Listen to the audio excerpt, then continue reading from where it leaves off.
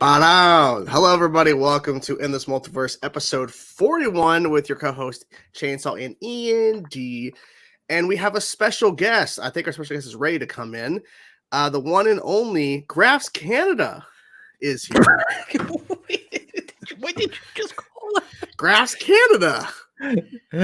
I think he loves our intro. He was digging the intro. Yeah. How you guys doing? Hi, happy belated holidays. Yeah, same to you guys. We have a lot of things to talk about tonight, guys. Yeah, what a year it's been. Yes. Wrapping up 2022. Yeah, I'm man, like I cannot believe tomorrow's New Year's Eve. It's insane. It feels like this year has flown by pretty fast, honestly. For me, it doesn't feel like it's flown. I think it's gone too slow, honestly.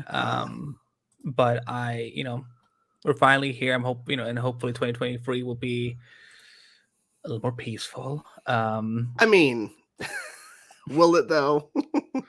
Will it?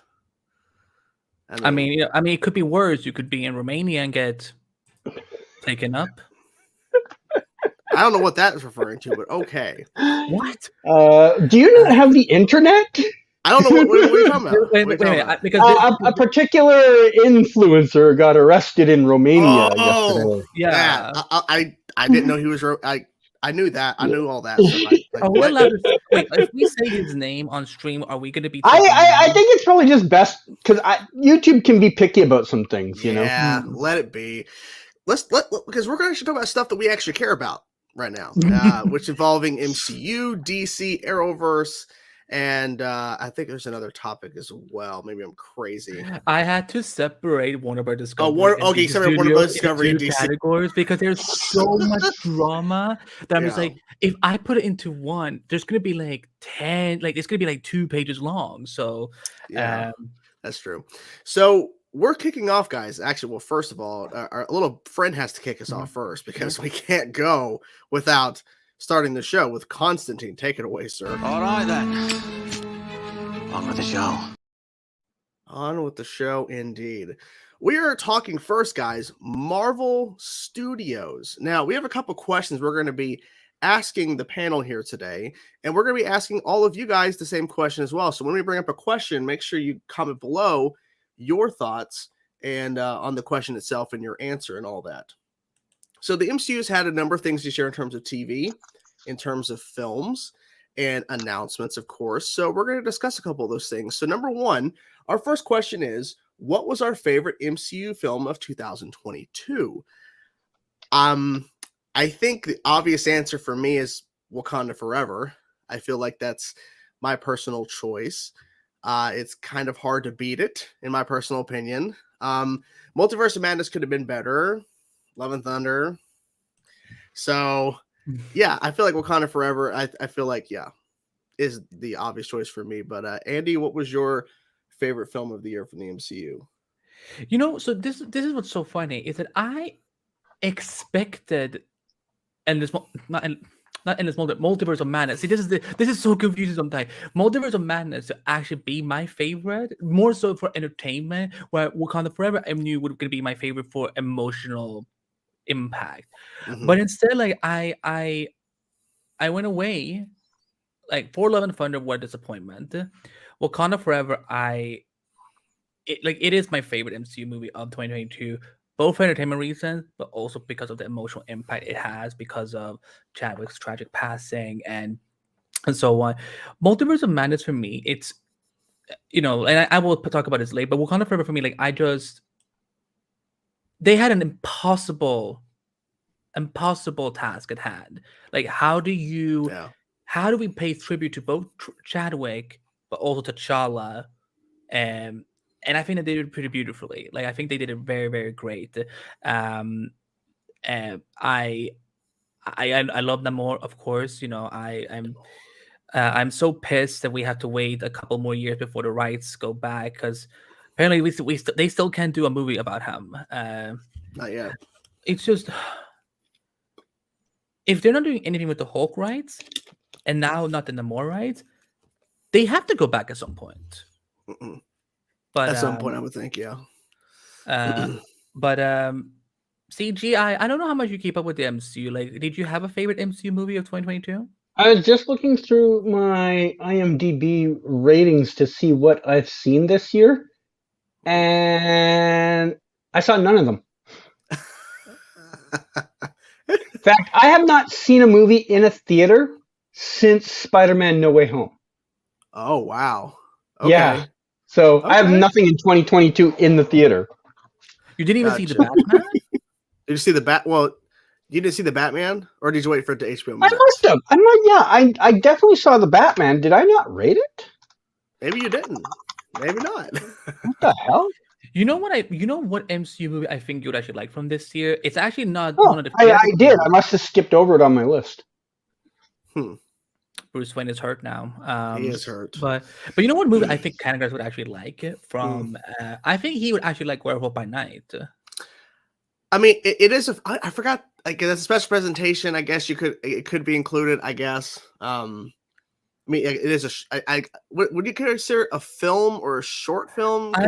You know what? I would call it a short film because it's longer than a normal episode of television, but it's not a season of television and it's not 2 hours. So I would say it's a short film of some kind. Yeah, I didn't think about that. Okay, so unfortunately, Canada can't answer this next one, but I know we can real fast. Our least favorite, and I think our least favorite is pretty obvious. I think it's a little thing called Thunder and Love. I mean, what needs to be? Did you say it on purpose? Or do you know that it's no? I'm flipping it because that's what I do. I mean, Graphs Canada's here. I mean, so we're flipping it around here. Well, if we're flipping it around, hold on, then we have to do this. Hold on. Well, wait a minute. I end up on this side anyway, so it doesn't matter. So I'm now the host, I guess. Yes, so, you're the host. You're the host. I need your opinions on Thor, Lame and Lamer.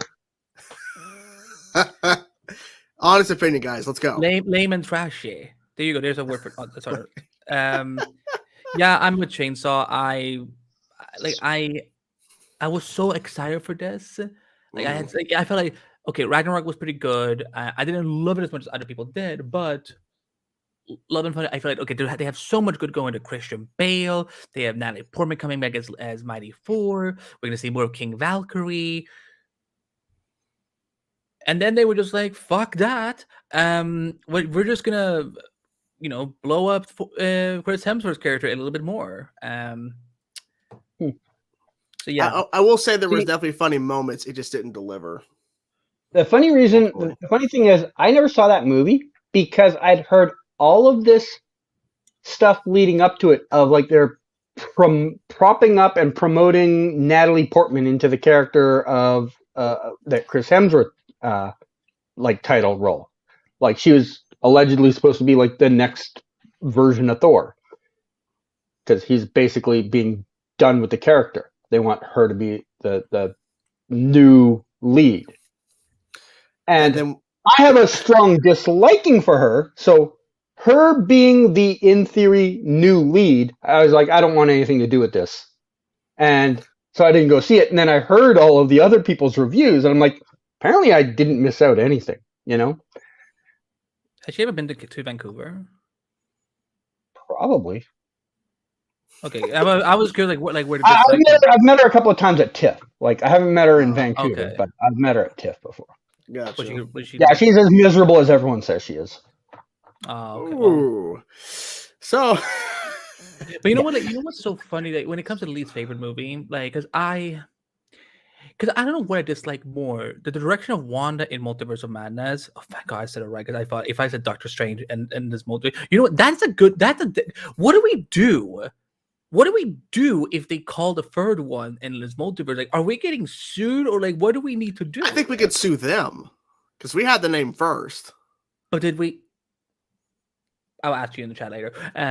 But I'm just as frustrated with Wanda's direction as in the story because that writer, whoever wrote that movie, was just like, I don't know what WandaVision is. I don't know what that show is. But I also dislike that they got rid of Jane, and then after because I don't know where, I think maybe it was on some stream, either the one before the holidays or whatever, where they talked about like how Gore the God Butcher had, like, he's so big in the comic that he even had his own comic book series. I'm like, you took that type of character, you got someone as big as Christian Bale, and you did only that with him in Love and Thunder, brah. Yeah, it wasn't enough. They cut a lot of his stuff out, from what we're hearing. Do you think they might be on Blu-ray? Like, no. is it? Taika Waititi, he said that he didn't want deleted scenes. Like, deleted scenes came out, but they already came out. So if there was anything that they were going to show, they would have already released it. Okay. That's unfortunate. But going back to MCU in terms Wait, of... hold on. I will... What? Hi, Kira. This is live. This is live. This would not be live on YouTube if this was pre-recorded. Complete lie. I don't know why they make this stuff up. That was photoshopped on there. He had this ready to go. He was sure that Keto had asked this question, and yeah, it's all a scam. We had it pre-planned. Don't believe him. But it says watching now started streaming 11 minutes ago. Like, what is that? I don't know what you guys are talking about, guys. I mean, I'm filming this right here on Boxing Day, and it's weird that you guys would act like you're not here with me on Boxing Day. How would we Photoshop YouTube though? Don't worry about it. We can do it. Okay. We can do it. All right. Yeah. What is the next question? Our next question is, and I know he's seen some stuff of MCU TV. What is our favorite MCU TV show of this year? And I was trying to think, what all came out this year in terms of TV? Was it just Moon Knight and She-Hulk, or am I crazy? Or was there something else? Miss Marvel. Oh yeah, I didn't react to it. That's why it wasn't on. I was like, "Where's it on the playlist?" Like, I'm looking at my playlist. I have some notes here so that I was half prepared for this, and that's the only two things on my list is Miss Marvel and Moon Knight.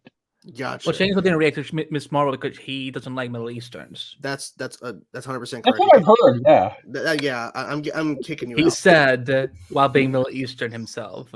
Yes. Personally, I think my favorite was probably.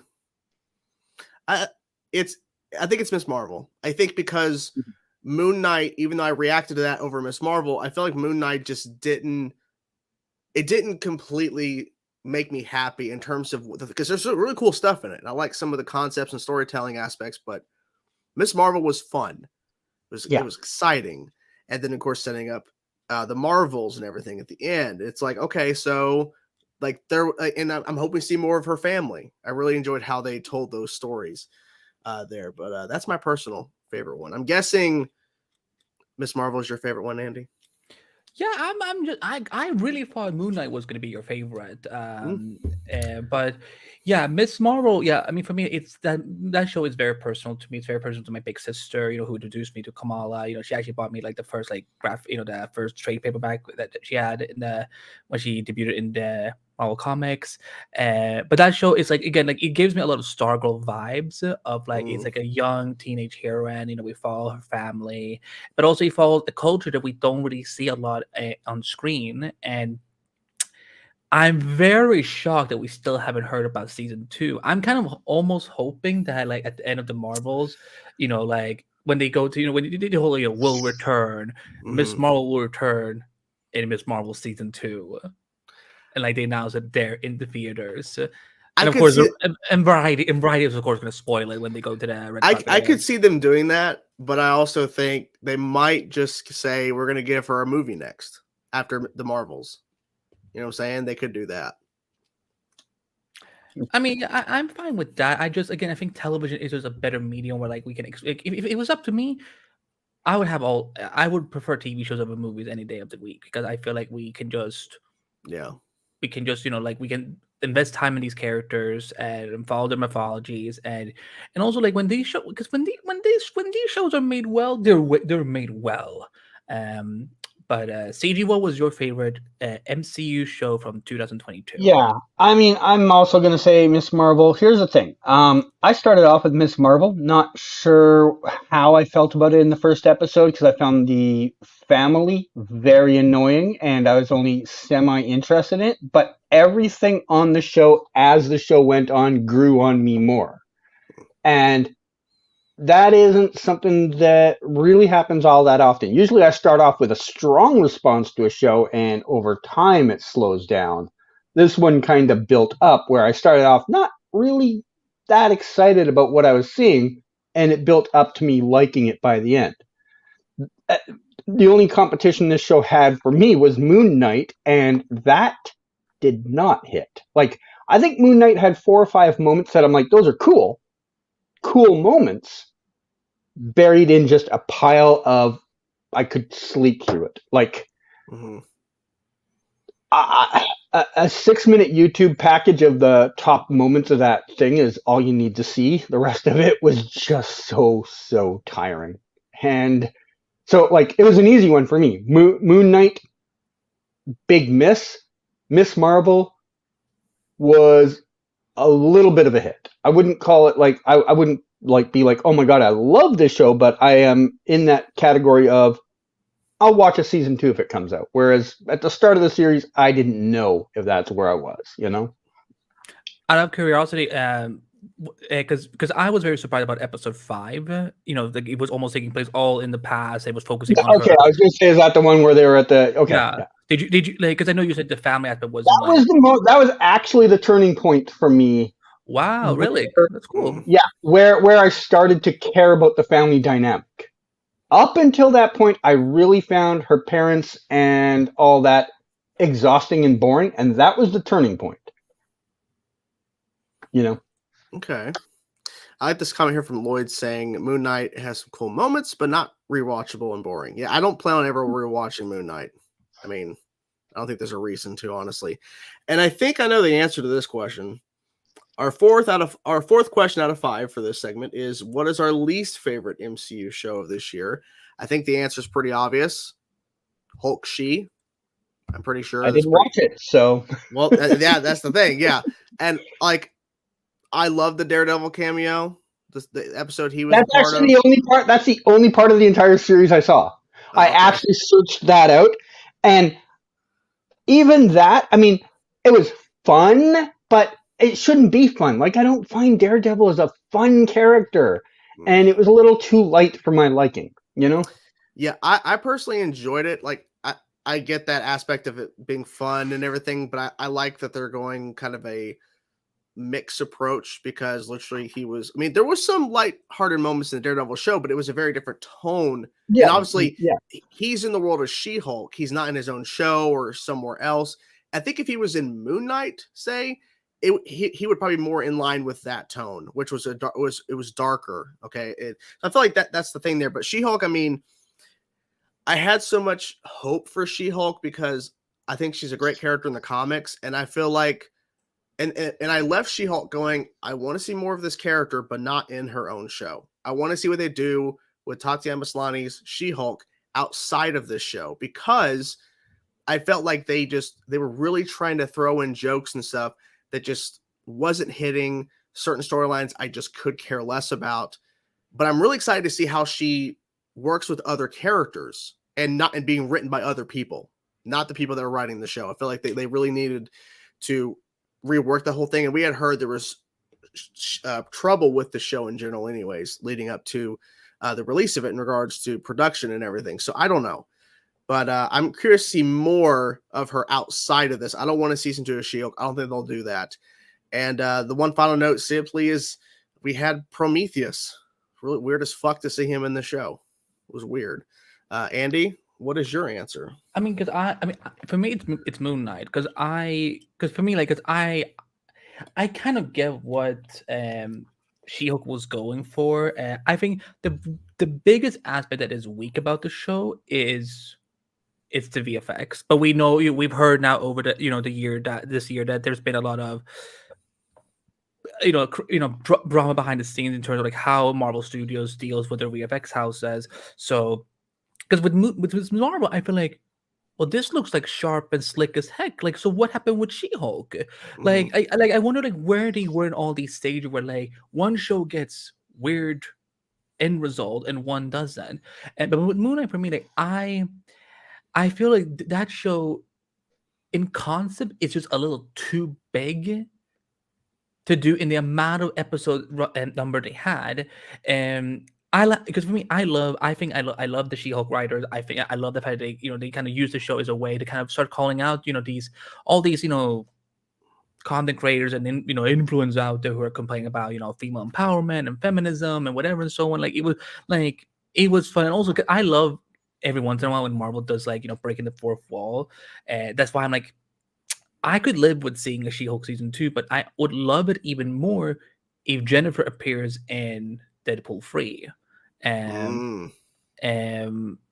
So, but like, yeah, Moon Knight for me, I just feel, first of all, because I just couldn't deal with Oscar Isaac's British accent. Like, it's like I feel like he and Amunet Black from The Flash need to come together and just see which one is the worst, because like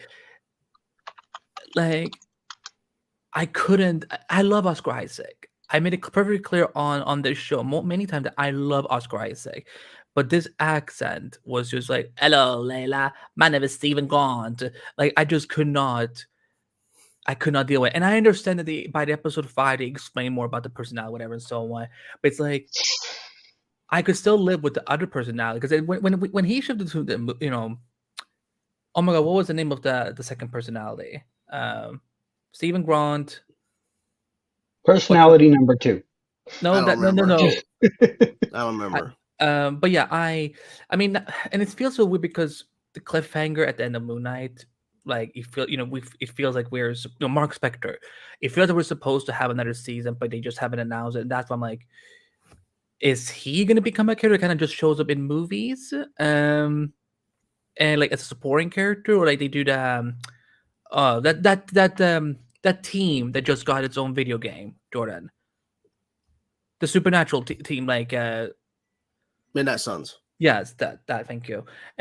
I would love to see him leading something like that. But yeah, She-Hulk for me, I prefer She-Hulk way over Moon Knight. Like, because I, some things that the comedy in Marvel can get a little too slapsticky, but with She-Hulk, I feel like they just like it was just natural. The comics, she it's a very comic direction. So, but yeah, that's what's up. Canada, what is your least favorite? I mean, it's pretty obvious. I saw 2 shows, so it's got to be Moon Knight. That said, from what I saw, the few minutes I saw of She-Hulk and what I read online, if I had watched it, I feel I would not have enjoyed it. I don't think, and it's not like not everything is made for everyone. I don't think I'm their demographic. I am not the person they targeted that show at. And I would have just sat there being exhausted and bored and annoyed by a lot of the stuff they did. I saw some of the videos that other creators put out talking about the show. They didn't really show any clips, but they talked about it, and I'm just like, I'm not their demo. I understand that, and I'm fine with that. So I watched Moon Knight because Moon Knight looked interesting in the trailer. And like I said, it didn't sell it to me in the show. If there's a season 2 of that show, I don't think I'm following through on it. So yeah, it's just it was a slim pickings for Marvel content. So Moon Knight gets the short end of the stick here because I didn't watch the only other show that was out there. Yeah.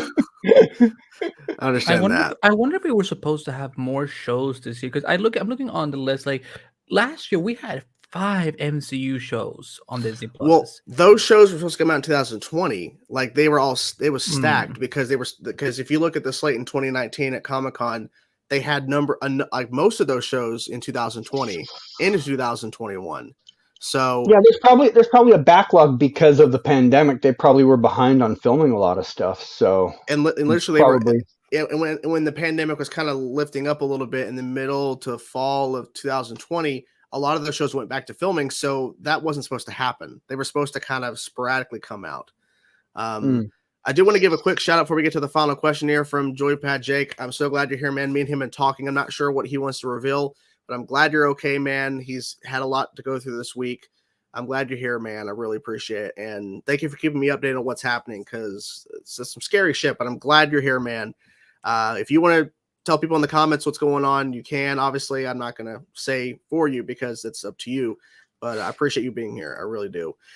So our last question here, which I think is a pretty good, interesting question, because we have a lot of things that this could be the answer for. So in terms of the MCU, what was the biggest 2022 announcement from the MCU this year. We had a lot of film announcements. We had Comic-Con, of course, D23. When I saw this question at first, I had an answer. I'm actually changing it. My original answer was going to be Secret Wars. That's too easy. My answer is Hugh Jackman's return to Wolverine in Deadpool 3. Me too. That's mine. Yep. You can't beat that. Yep. That is the biggest piece of news. I literally came on to the episode I was supposed to be on break from, and Canada was guesting, and I jumped in just to talk about the Wolverine thing because I had to talk about it again. It's the best news. Now, there's some runner-ups. Kang Dynasty Secret Wars, 2 Avengers films back-to-back. That's awesome. Announcing the entirety of Phase 5 in general. Announcing Thunderbolts roster is pretty cool. But once you say Hugh Jackman, the legend himself, is back as Wolverine again in Deadpool 3, and who knows who else is going to show up, it's already sold. Yeah. Andy, is that your choice? Yeah, because for me, I feel like we always knew that Secret Wars was coming. Like we knew that. I feel like it was always. Well, it's so funny because like I thought, okay, there's gonna be Ant-Man 3 will do the whole Kang thingy and so on. Maybe he's gonna have one more big storyline, and then he will start in like a Secret Wars type of movie. But then the fact that they're actually doing it as like a separate, 2 separate movies, I think that's huge. That's amazing. I feel like it was always inevitable that that Thunderbolt, I feel like we've known for years that it's coming. They're gonna do Thunderbolts. I think I'm more disappointed about like the lineup of characters. I feel like there's some other characters they could also include there that is already in the MCU. Like this would be a great way to put Punisher in there. And Luke Cage, he was actually on the Thunderbolts in the comics. So see, but once Hugh Jackman came out and just announced that he and Ryan Reynolds will get to team up in Deadpool 3, which we'll see Wade Wilson finally join the MCU. Which again, I just expecting Ryan Reynolds to just like he sees a TV screen of the MCU and he just goes into the TV. Like I'm literally expecting for it to be like that's how he joins the MCU somehow. Like literally breaking the fourth wall and going in there. So yeah, for me it was definitely Hugh Jackman, and that video was so much fun. And I think that I think this is something a lot of people would want to see for a long time because we all know that X-Men Origins Wolverine was not it. But yeah, this is this was definitely it for me, and I feel like because then everything else with Phase 5 and everything's been like kind of shifting, because like now they delayed Blade, Armor Wars is now turned into a movie, and they are now separating Avengers 5 and 6 into 2 separate years. So Deadpool 3 is it for me. What about you, CG? Yeah, of course, it was a Hugh Jackman announcement. I mean, it's I couldn't even tell you a second announcement, even when you guys are sitting here just naming some of those. I'm like, I don't remember that, but sure, I guess that happened. But yeah, the Hugh Jackman one, I think everybody, even people who don't follow any comic book related content, heard that announcement somewhere. It was one of those, like, if you asked what are the 5 biggest stories to come out in entertainment this year, that's on it. And it hasn't happened yet. And the best thing about it was how it happened. Ryan Reynolds just puts out a video, no context, no follow-up, nothing out there telling you what it's going to be or anything. Just drops this on the internet. No one's expecting it. And 8 minutes later, the entire internet's exploded. They knew it was going to happen. They knew. Of course they knew it was going to happen, but that's the brilliance of the comment. That's why I think it has such a impact. Like, it was going to already be an A+ impact, but the way they did it, the marketing around it was just genius. The fact they didn't leak it wasn't leaked anywhere. They just dropped it. It wasn't like Ryan Reynolds or Hugh Jackman were like posting pictures together or something and leading up to it. Literally, it was just that's the perfect thing. Like, I feel that was legitimately filmed at one of their houses, and they're kind of like, we just need a cameraman and a sound guy, and that's it. No one else has to know about this. And that, because no one knew this was coming. It's crazy how they pulled it off. It's crazy. Yeah. Are we ready to jump over into our next segment there, Andy? Yeah, so we're leaving the MCU behind because we're going to tap over into something that a lot of us constantly talk about, which is the Arrowverse and DC TV. And I know, guys, this promo image is slightly old. The problem is, who are all these people? Yeah, the CW hasn't given us any new material for the last couple of years. So like, I'm just like, I don't know. I didn't know what to do. But also, I like this poster. I like it quite a lot. So first of all, let's start with what was our favorite Arrowverse DC TV 2022 show, as in the season that aired this year. Okay. So Jordan, you can start. I had to think. Honestly, it's a toss-up because I love Superman and Lois season 2 and I love the Flash season 8. Like I feel like they both were. You know what? I look. No, I'm not gonna apologize. I gotta give it to Superman and Lois, even though they really fucked over us in our expectations for the show being connected. I overall enjoyed how they told their story more than Flash season 8, and yeah, I'm sticking with that. I feel like maybe that's not the popular choice, but that's just me. CG, what about you?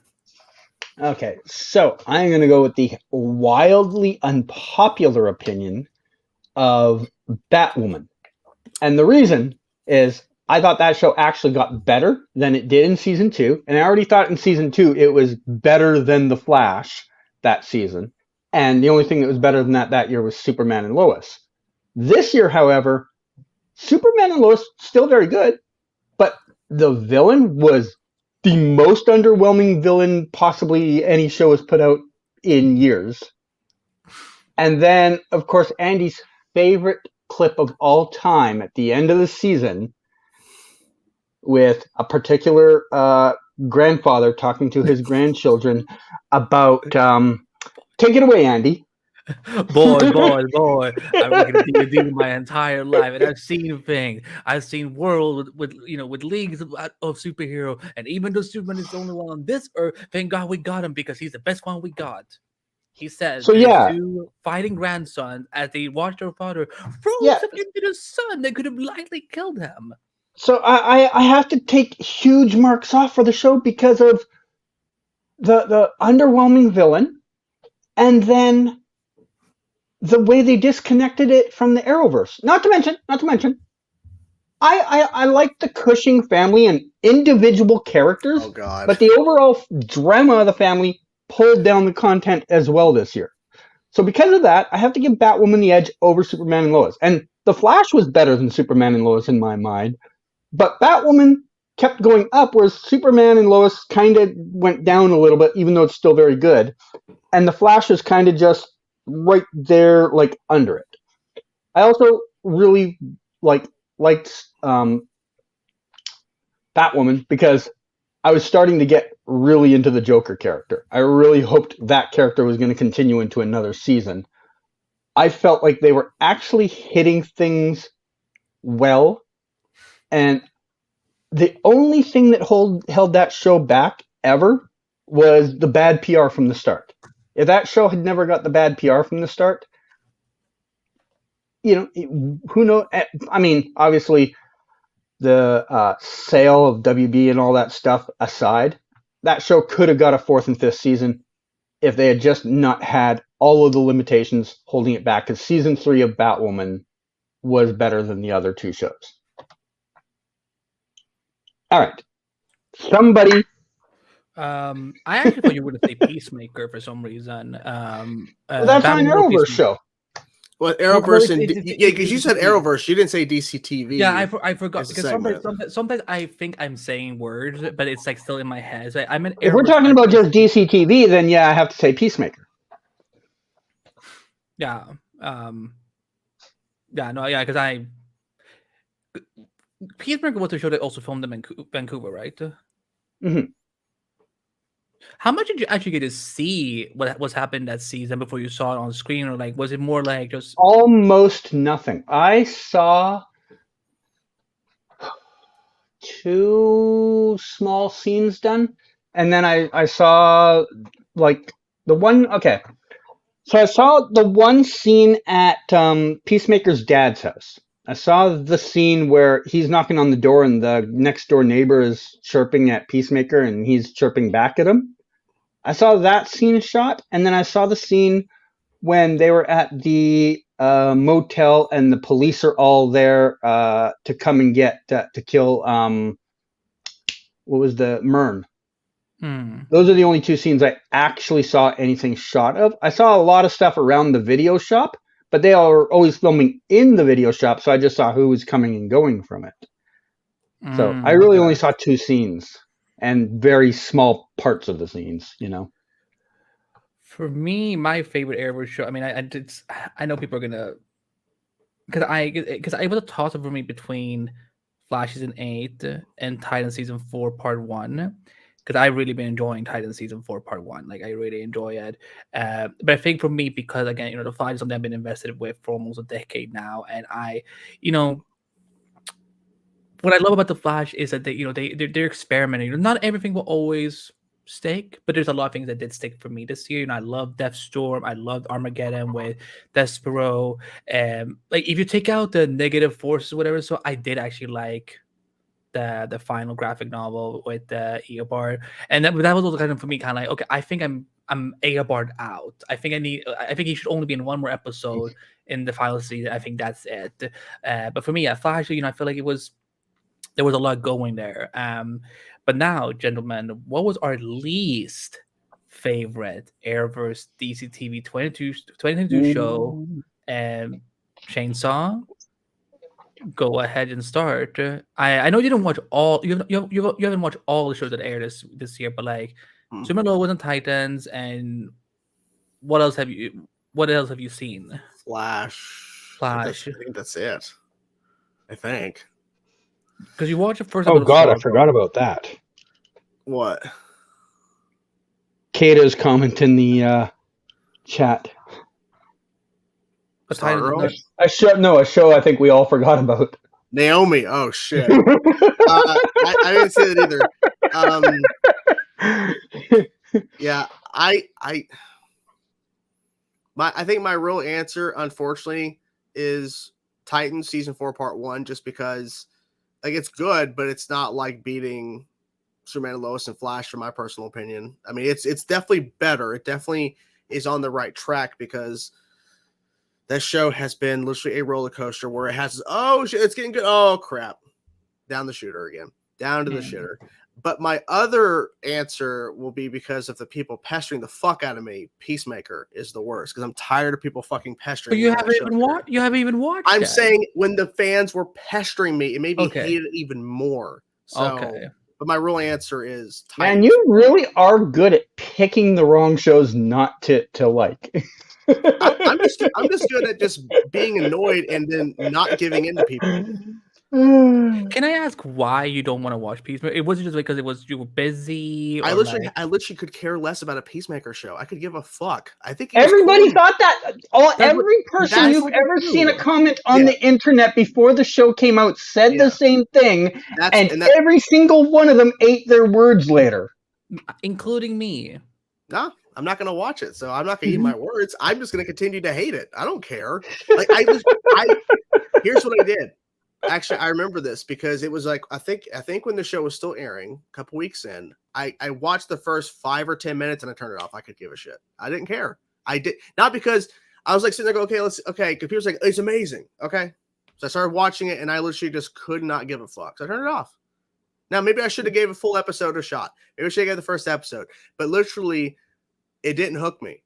And I'm sitting there going, I'm not going to waste my time, because I don't care about this show. And if it's not going to hook me, whatever. I gave it, 5 to 10 minutes. It had time to do something. It didn't. I go, whatever. It is what it is. That's just me. All right. CG, what was your least favorite Arrowverse or DC TV show from this year? Naomi. I watched the pilot. I think I watched some of the second episode, and I kind of zoned out of it, and I'm kind of like, I don't think this is for me. Just, it never connected with anything, and they needed that in the pilot episode to, like, do something. They needed a reason for people to come back and see the next episode, and they didn't do it. I don't know anyone personally that followed the whole season through. I still don't know anyone. Do you not see the hand, or is the light too much? I thought it was interesting that they had a Dark Side I'm from still- the Snyder Cut be in the show. Yeah, that was a lot of fun. Yeah, I saw that. I saw that on Twitter. Someone posted a scene or whatever. Oh no, Kata's watched every single episode. I'm so sorry. Now I know somebody finally. Okay. This one I know will be controversial. Oh shit! But for me, it was Legend Season 7. This was a season I felt I should have said that. well, you haven't even watched seasons. You don't even. Who cares? No one cares. The show's canceled. I will have to make more specific rules for next year. And Legend Season 7 is where I felt like, okay, they are running out of stories. This is the same thing every season. I didn't connect too much with Matt Ryan's new character, which was like but I love Constantine. I want him as Constantine.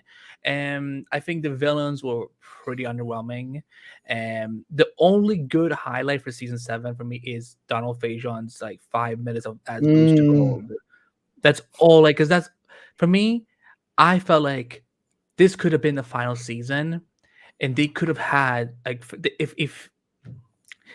if their showrunner hadn't insisted on making so many damn cliffhangers, we wouldn't be in the situation we are right now. And I know some Legends fans are gonna come after me and be like, "You hate Legends. You were happy when they got canceled." No. What I'm saying is that I do agree. I think it would have been great if they could have gotten at least one final short season or some way to wrap up the series. But at the same time, we can't just go and completely put it all on CW and WB. It's also the show's fault itself for doing what they did in that finale. Because when you're in your 7th season of a show, a bubble show, and you know it's a bubble show, you do not go and try and fight the network and be like, we're going to put all these damn cliffhangers in here and we're going to make you realize it. That's not how it works. So since season 3, that show has known that it might not come back next season. Yeah. Since season 3.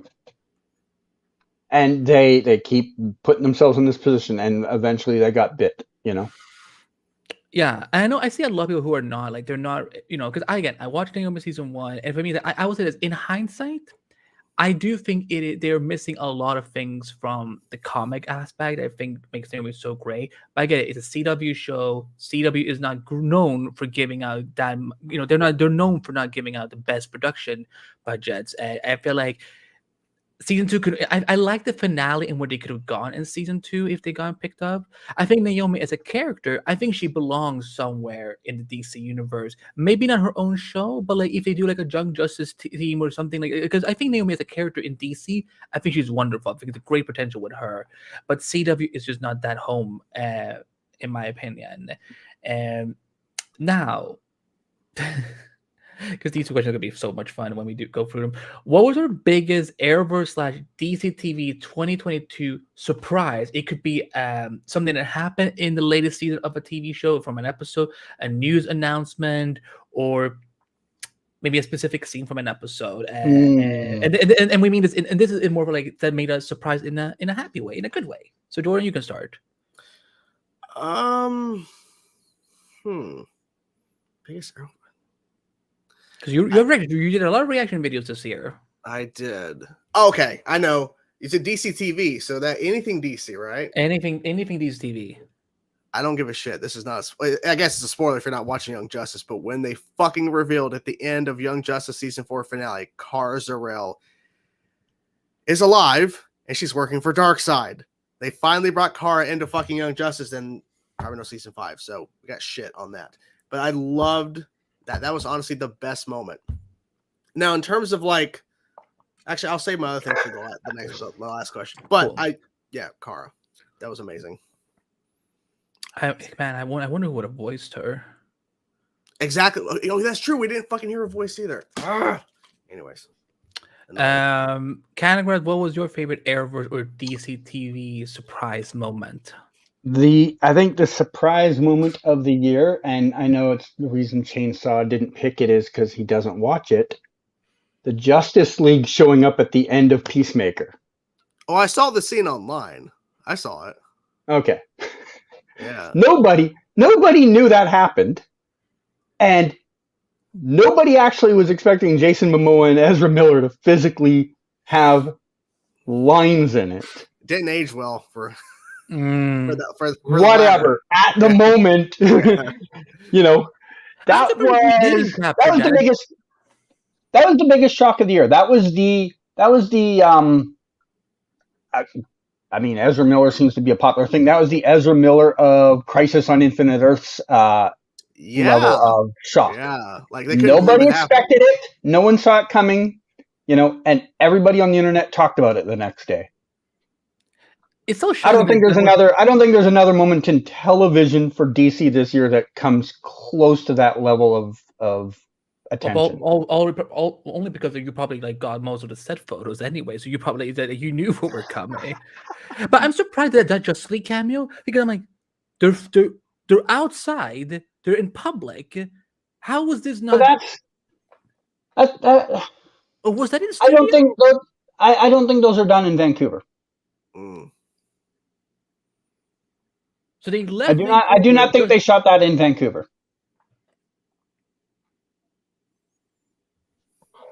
That's so confusing. Why they would? That costs money to like just up and leave production and then go set up somewhere else. It does. It does.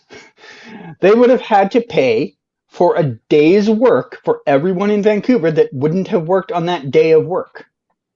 Oh, so if they went to another country, for example, let's say they went to maybe if they went to England and filmed it in England, they have to pay everybody in Vancouver for that day of work they didn't do. That's something. It's still a thing that happens. It's still a thing that happens once in a while. Like, wait, Lloyd is saying done on a Marvel. Oh, yes, I heard this somewhere. Whoa, like a Guardians 3 set, maybe. Yes, James Gunn said because he was filming that at the time that they did it there. Oh shit! DC Marvel crossover confirmed. Yes. They had the Justice League at a Marvel set? That's weird as fuck. That is weird as hell. I don't remember where I heard that, but I remember that now that he brings that up, or she, or they. Brought in the stunt. They brought in a stunt. Well, like a stand-in. Yeah, for two stand-ins. Yeah. On a Marvel set. That's weird as hell. Yeah, that is weird. This is my reaction to this. What the fuck is going on in here on this day? What the fuck is wrong with her hair? Looks nice there. Yeah, what the fuck is wrong with her hair? That's my question. Jesus, what the hell? First of all, it's a wig, and she's a drag queen. Don't shit her. I don't know who the fuck that was. I'm like, the hell you pulling a clip? Who the fuck is that? That was Andy. Did you not recognize Andy there? Apparently not. That was before the haircut. That was before the haircut. Look at this abomination. You think that I couldn't, even if I try to put on makeup, it would not cover up the errors. And my biggest, my body dysmorphia coming through. My biggest DC TV Arrowverse surprise. It's definitely not Damien Dark cameoing in the Flash Night finale, Dan Nicolette. It's definitely not that. That was not surprising at all. I forgot about that. I still feel bad for her, but at the same time, I'm kind of like, girl, you could have held yourself back in that interview. I think this is kind of a cheat. Okay, so because I'd known that Deathstorm was coming in season 8, but I never got to see the final design of Deathstorm. I only got to see like work in progress. So for me, I didn't have photos from Canada Graphs. Well, but that point when you had sent that, when you had posted that, but when you posted it, that's when I already knew. That, but I was kind of like, what is he gonna look like in the final finish? Because I kept asking my sources like, can you send me anything? They're like, no, we can't send anything. Like the fact that you haven't seen anything is far enough. They probably were still working on the CGI 48 hours before the episode started. That's you're what Eric. You're probably not wrong. No, but this is just true because when I talked to Eric Walls and Todd Helbig on the same Monday before the finales aired that same week, They were Yeah. working on the finales during the weekend. That's why the screeners I got, they weren't finished. They were like, Yeah, the screeners always have stuff missing from them because they're incomplete product. yeah, most of the time. Sometimes we get to see the finished version, but it's very rare these days. But yeah, but the Death Storm thing looked really, really good. It's. Mhm. I was kind of like, I almost DM'd Eric and kind of said something like, Eric, you're in season 8. Where are you getting this money from? And they pulled it off because it looked like Death Storm. It was so good. But on that, going from a happy note to more annoying. Okay, so Steve, Yes. what was your most annoying Arrowverse / DC TV moment from this year? Like that made you so angry, like it made you almost as angry as this. Fuck! What the fuck? God damn it! You need to bring back the beanies and do something like that again. I should. I really should. I got beanies. I got fucking beanies in here and shit. Yeah. My honest answer is probably the fact that we don't have official confirmation for Young Justice season 5. I that makes me so irritated because I remember fighting for that show back in 2016 for it to get renewed the second time. Got renewed for season 3 for DC Universe. It got moved to HBO Max for season 4. I'm like, give me season 5. And the fact we don't have an announcement sucks. And I think a secondary is probably, even though I don't watch the shows, I feel bad for the fans. And I do want to catch up on Batwoman, but the cancellation of Batwoman Legends. I know there's Legend fans, and that's probably shocking me to say, but I feel bad because like they couldn't end on their own terms. They just got cut because Warner Brothers is like, nope, done. And CW is like, we wanted to renew them, but or whatever you want to believe. It's unfortunate that we lost a lot of stuff. And there's a lot of things up in the air this year. And obviously we have more shit from the movie side of it too. But yeah, it's been a shit year for DC fans. If you're a DC fans, take yourself out back now because it was a fucking terrible year. This was what it was. That is one big pile of shit. I love that clip. I love when you surprised me. I'm like, what is he gonna play? And then I see the pile of shit. I'm like, why is that pile of shit there? And then he literally goes, that's a big pile of shit. Oh yeah, Stargirl being canceled too. Yeah, everything. Yeah, pretty much the cancellations is the second thing for me. I'm sorry, well, Steve, it's your turn. What was your annoying moment from Arrowverse TV this year? Yes. Just all of it. But no, more specifically, obviously Batwoman being canceled, finding out that Flash is ending. I think those are kind of rival each other. I don't know which one I'm more upset about. I mean, we still don't know the status of Superman and Lois at this moment. So we haven't heard anything about the production leads getting renewed. No, and we talked about that before. I think offline, wasn't it? Where it ends like tomorrow. Me and Andy have talked about that as well, and we're like, well, there's no information. Yeah. Okay, I'll give everybody else in the chat a quick TLDR of this. So the studio that they used for the Smallville set, the outside Smallville set. Yeah. On Superman and Lois, just people know. Sorry. We're talking about Superman and Lois, by the way, guys. Their lease actually ends by the way the contract was written tomorrow.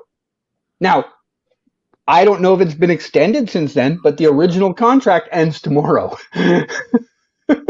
Season's still going on. They're still shooting until March. I would think they would have to have an extension because... Well, of course they would. Yeah. Of course they would. Wow. I don't know how that works. I don't know what the stipulations of how and when and what that is. Don't know if that means I have to take the full 3 years. I don't know any of that because there's not a follow-up to that document. That's just the original document. There's nothing online that probably says anything different since then. Mm-hmm. But yeah, kind of a weird situation they're in at the moment. As of tomorrow, technically, unless they've already re-upped it, they don't have it. And I would like to add, this is also information that is public to the city of Vancouver. So it's like, city of Surrey, not Vancouver. I don't know geography, bro. Do I look like I know geography? No. Essentially, what he's trying to say is it's public information. We're not breaking any. Yeah. What I'm saying is that anyone can inquire about it, which means that if there's no record of the deal having been extended, that means that they have probably not extended it. Well, So it would be under a new filing with a different number, and you'd have to know what to look for, right? yeah, Oh, so they could have extended it till the ending of shooting because maybe they don't know what's going to happen for season 4. yeah. You know? Yeah, But I don't know. I don't know how the final deal on it is, but there is no way that they don't have. There's no way that they were like, oh, you know what? Yeah, just get rid of that 2.5 months before we're done filming, because they just they'll need it. Yeah. But what was I saying before that? Oh yeah, I was basically just saying like, yeah, all the cancellations. I don't know anybody going into 2022 that could have predicted half of what we got. Exactly. Maybe you go out on a limb and you say Legends or Batwoman, one or the other, might get canceled. I don't think you're looking at it going, both of those will get a word on the Flash final season, and we might lose Superman and Lois. You know? Holy shit! What? Barbara Walters died. Who? Oh, Barbara Walters. Yeah, the creator Whoa. of The View. Oh.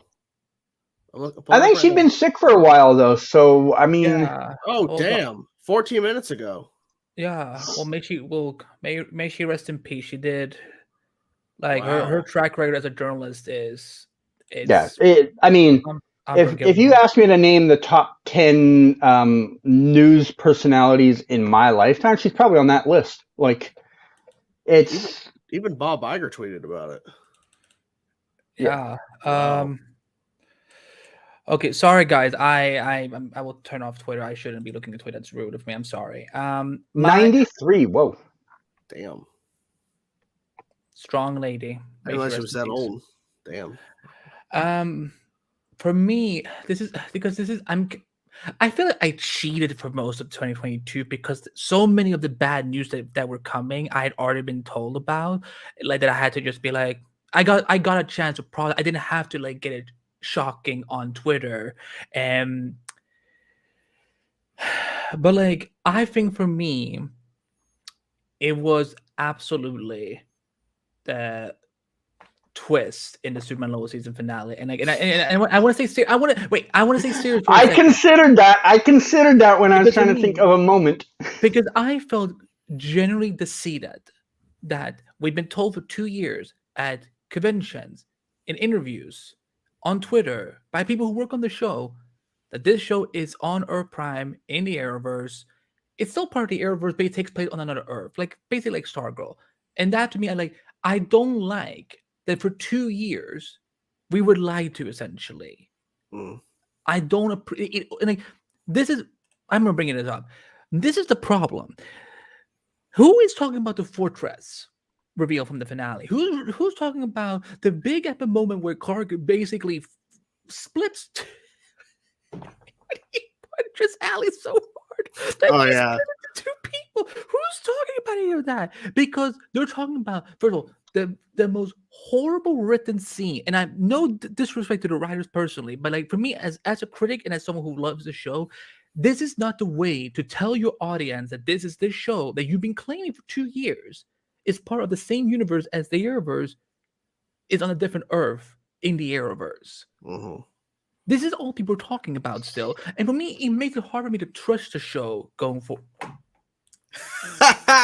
Did you see the same thing? Yeah, I did. That's what I did. Yeah. So for me, it's like, for people who always like to say that, Eric Wallace lies or whatever. So, no, I think he's trying to do the best he can to promote the show the way he can. Todd Helping straight up lied to us. He straight up lied to us. That is what a lie looks like. Period. Now, with that said, what was the what was the comment that? No, I was just still laughing at that. Okay. For the final Arrowverse DC question, what was the biggest 22 announcement jaw drop moment for us? That like again, and I'm giving a special rule to CG, and it's well for me. Something that you didn't already take a photo of on set that you knew was coming months later. Oh, come on! That perspective, but was there something on set that you saw and you're like, what the fuck is this shit? Red Death. That's like they would holy fuck. I'm trying to think. Something else maybe was. What else did I shoot in the last year? I don't think there's been anything Negative outside of the reverse red. Flash costume. Oh well, Yeah, I mean We did get that the was first there look at that. too. yeah. I'd have to think like what else have I shot in the last year? Give me a minute to look we- back and we see will what go- I've shot. We will go to Chainsaw then. He George already, Jawdrop moment. he already said it. They're actually doing Red Death, and I think that the way they're going about it is probably the most interesting route. Obviously, it's not official because she's playing a mystery character. Warner Brothers, seriously, come on, guys. But the fact is that they teased it years ago. People have been asking for it, and I honestly thought, even after the tease a couple years ago and that little just the name drop moment, I'm like, it's a name drop, guys. I honestly don't think they'll ever do Red Death. I don't know how they would do it, but then they bring in Batwoman, and I'm like, okay, Kane. Obviously, they're not going that route. They're going Ryan Wilder, which makes the most sense. Who's more recognizable when you think of Batwoman in the Arrowverse? It's Ryan Wilder, not Kate Kane. Even though they recast Kate Kane, doesn't matter. So, yeah, it's Red Death. It's got to be Red Death. I mean, there's nothing else. I mean, Deathstorm was a big thing, I think, having Deathstorm in Flash Season 8. But, we got to go with Red Death. That's the answer. I can give mine while Steve is still going through. Yeah. I'm just taking a really quick look through still. Jaw drop moment that I didn't already know about, man, because I feel like such a jerk. Like I've lied on stream several times this year because I'm like, I'm not allowed to say anything. I'm like, wait, hold on, CG, let me play this clip for you because this is where you can catch me in 4K lying straight into the camera. Is in Vancouver till February. Is she on another project? Sorry, I was just trying to turn something off. Well, I don't know. Ask her. Yeah, I don't fucking know. I don't know. Ask her. I don't know. Ask her.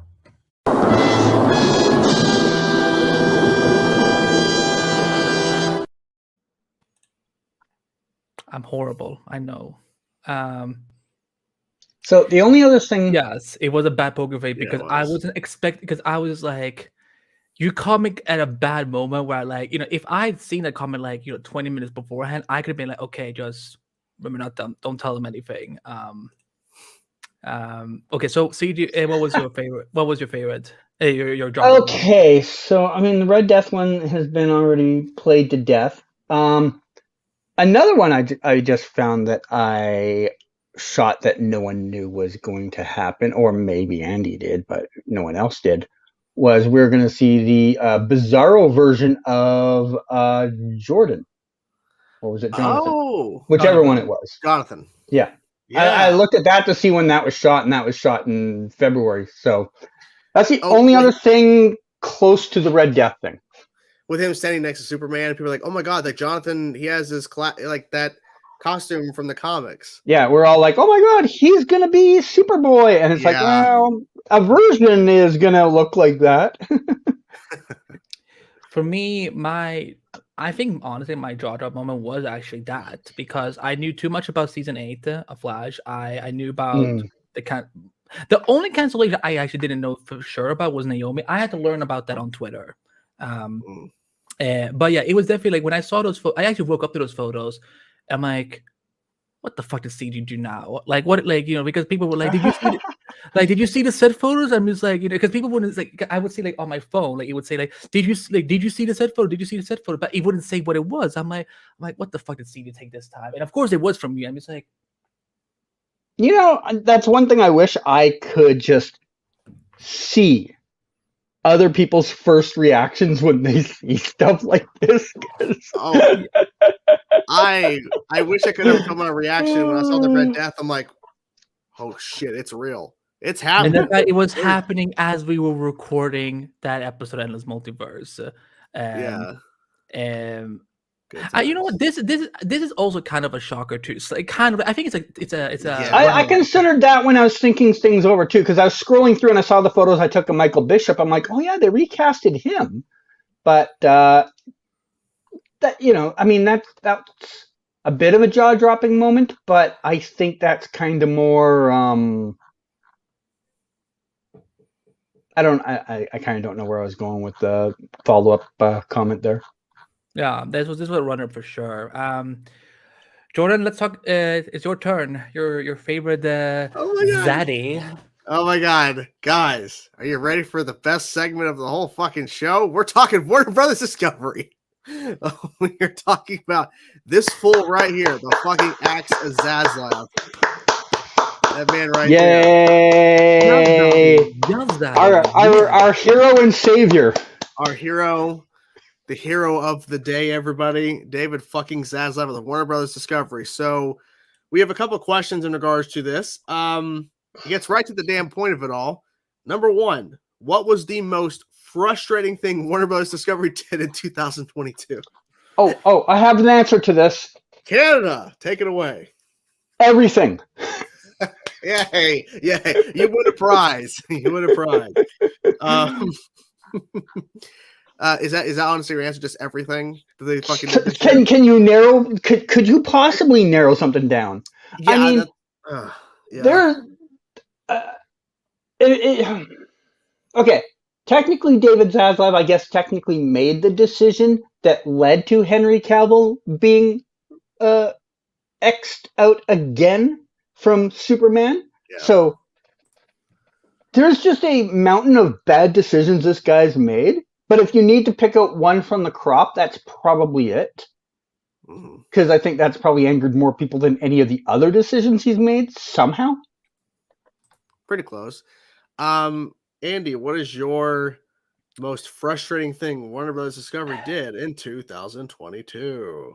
I think because the Henry Cavill thing, I consider that more of a DC Studios thing, and I will I will talk about it more later. The frustrating thing that Warner Brothers Discovery did, I think this is where it started. The backroll cancel is where it all started. Because we were on a good track throughout the year. Like we were on a good track, honestly. And so for me, I feel like the backroll thing is just the thing. It's so disgusting. It's so unprofessional. It's not very justifiable at all because like they're but again, I understand that because a merger is not cheap. I think the problem with Warner Brothers Discovery is that everything is so damn public. It's like they are different. Like if you went to the dictionary and look at the word TMI, you should just put David Zaslav's face in there and with a Warner logo behind him, be like, there's too much bad stuff coming out that we're being informed on. Bagel was the most frustrating thing for me because I feel like that, just the way that how the crew had to find out, the directors finding it out on their wedding, one of the director's wedding, that's horrible, and just like we're never gonna see it. And like it was, like it was finished. They were in post production, and Michael Keaton came back, and like did all the work. And again, they were filming again during the COVID pandemic. So it's like that's the most frustrating thing that I at least have any investment in, because again, if something has happened with Game of Thrones, like it happened with like the large Warner Bros. Discovery. Like for me, I'm very focused on the DC side of Warner Bros. Discovery. But Jordan, what was your most frustrating thing that they did in 2022? I'm going to save the Batgirl because that's an answer for later because I had to think. The honest answer, and this is something that is affecting widespread across Warner Brothers, not just DC, as you point out. Thankfully, one of you mentioned, DC will save. I think Andy said to save some DC stuff for this fourth and final segment. It is the decision to literally fuck over so many creators and remove their content and just get rid of it from HBO Max. Shit, yeah. The constant just removing shit, removing films.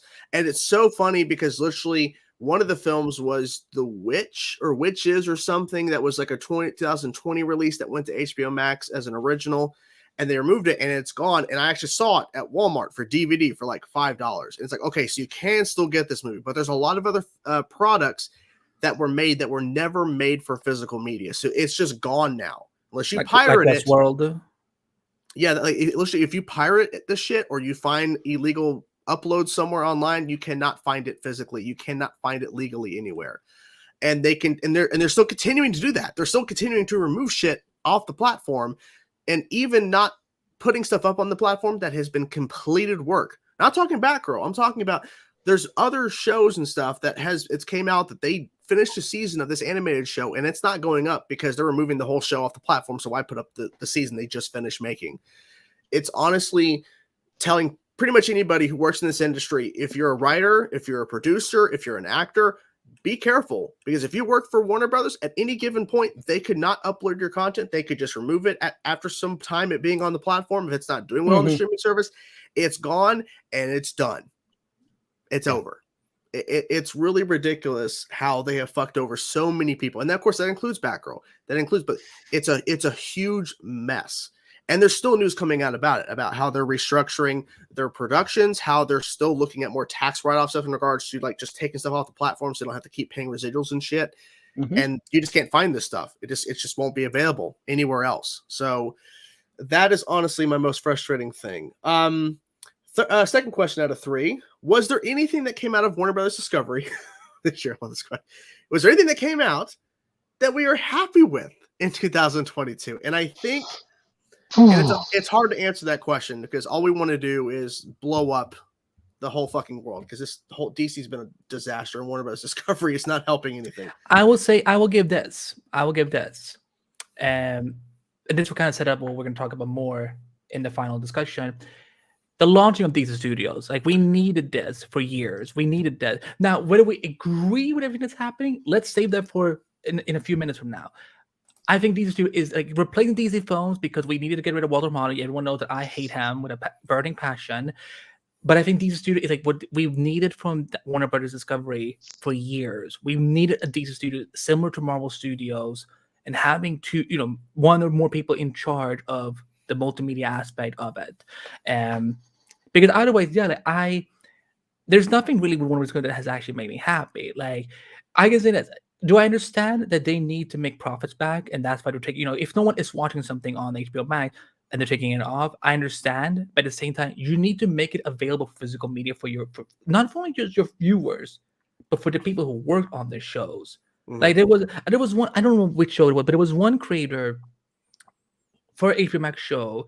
They came out and said that he was panicking and asking, like, is there any way we can get a physical media? And he has, it's been like silent, and that's pretty shitty. I feel like that's something Warner Bros. Needs to be able to offer at least. Yeah. My answer to this was going to be the same thing about DC Studios, and more specifically, the announcement of James Gunn and Peter Safran co-running it. Because if they would announce James Gunn by himself, disaster. Peter Safran, no. The fact that they have a creative who is mostly a creative and mostly a producer, both working together, that's the smart decision. And the fact that it's its own separate studio, this should have happened back in 2013 when Man of Steel came out. This should have happened when they wanted to build this universe. They should have literally made a separate studio company for DC, because literally, like, it is one of their biggest IPs that Warner Brothers owns. It might be the biggest IP. It probably is the biggest IP they actually own. So the fact is that they didn't try to create their own separate studio until now, when a new regime comes in. And of course, all the shit that's surrounding it. It doesn't feel great, because there's a giant pile of shit, as that clip would say, a pile of shit around this announcement because of all the bad shit. Because literally we have nothing to see in terms of here's the future. All we have now is here's the rest of the films from the old regime. Here's the 2 guys going to run the studio, and we're announcing left and right that actors are not coming back, projects are not continuing. But I think it's going to hopefully be good. Yeah. So I think this is a good announcement. What about you, Canada? If there is a I think the best thing that I've heard about Warner Brothers in 2022 has to be that 2022 is about to end. But no, in seriousness, I mean, the Gunn and Safran hiring is probably the closest thing there is to some type of good news, because I mean, we've all seen what James Gunn can do as a creative person. I hope that as the person in charge of the decisions, his track record at least is 50% as good as that. If it is, he might still have the occasional dud in there, but who doesn't? You're going to get some quality content down the road. Now, it might take us 3 to 5 years to get there, but I have a reasonable faith that him and someone who's a producer can figure out a pathway forward to get them out of the negatives they're in now to at least above water, They might not like start rivaling Marvel, but at least people might not all of a sudden be like, well, this franchise is dead. Because right now, a lot of people who aren't paying attention to the day-to-day think everything is dead. They're never going to see another superhero-related content from DC on the big screen. Yeah. And I mean, I can understand them thinking that because right now there is nothing set up. If you take away that announcement, though, I don't know what the runner-up announcement would be. Yeah, there's really nothing. Like, I mean, you know, if you're like me, like I like Walter Amada finally leaving Warner Brothers, like that's like, you know, that would be my runner-up because I do not like that man. I think we already kind of answered the third question about Warner Bros. So Discovery. Yeah. Like, what was that? What was your like? Were you trying to... You know, this one I may have been repetitive there, so we can skip that. So we can jump into DCEU, DC Studios, and DC miscellaneous. The axing of the DCEU. Woo. Oh my god! Well, okay, so CG, what was your favorite and least favorite DCEU or DC movie? You can also include animated movies if you want to. Oh, I literally saw one movie this year, so it wins both awards. Is it Black Adam? The Batman. Oh, the Batman. Oh, yeah. I can't remember exactly what came out this year for fucking DC. Well, I only remember because you told me at the start of the stream. Oh, that's true. Yeah. DC, Green Lantern, Everywhere My Power, Battle of the Super Sons.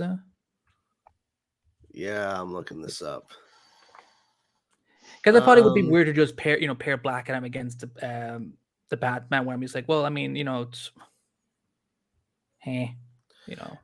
So if I can actually find it, I'm trying to look. Okay, so which movies coming out this in 2022? So the Batman, Super Pets, Black Adam, and that was it in terms of films, like DC proper releases. Then we had, of course, the releases on home media.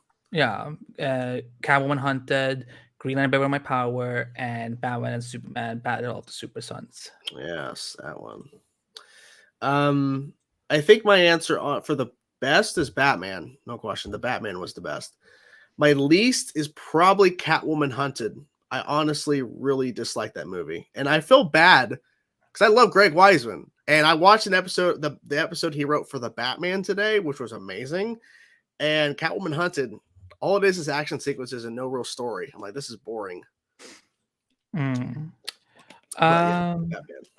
For me, least favorite I will say is because I only watched one. I only watched Green Lantern My Power out of the animated one, but that one was something I was disappointed with.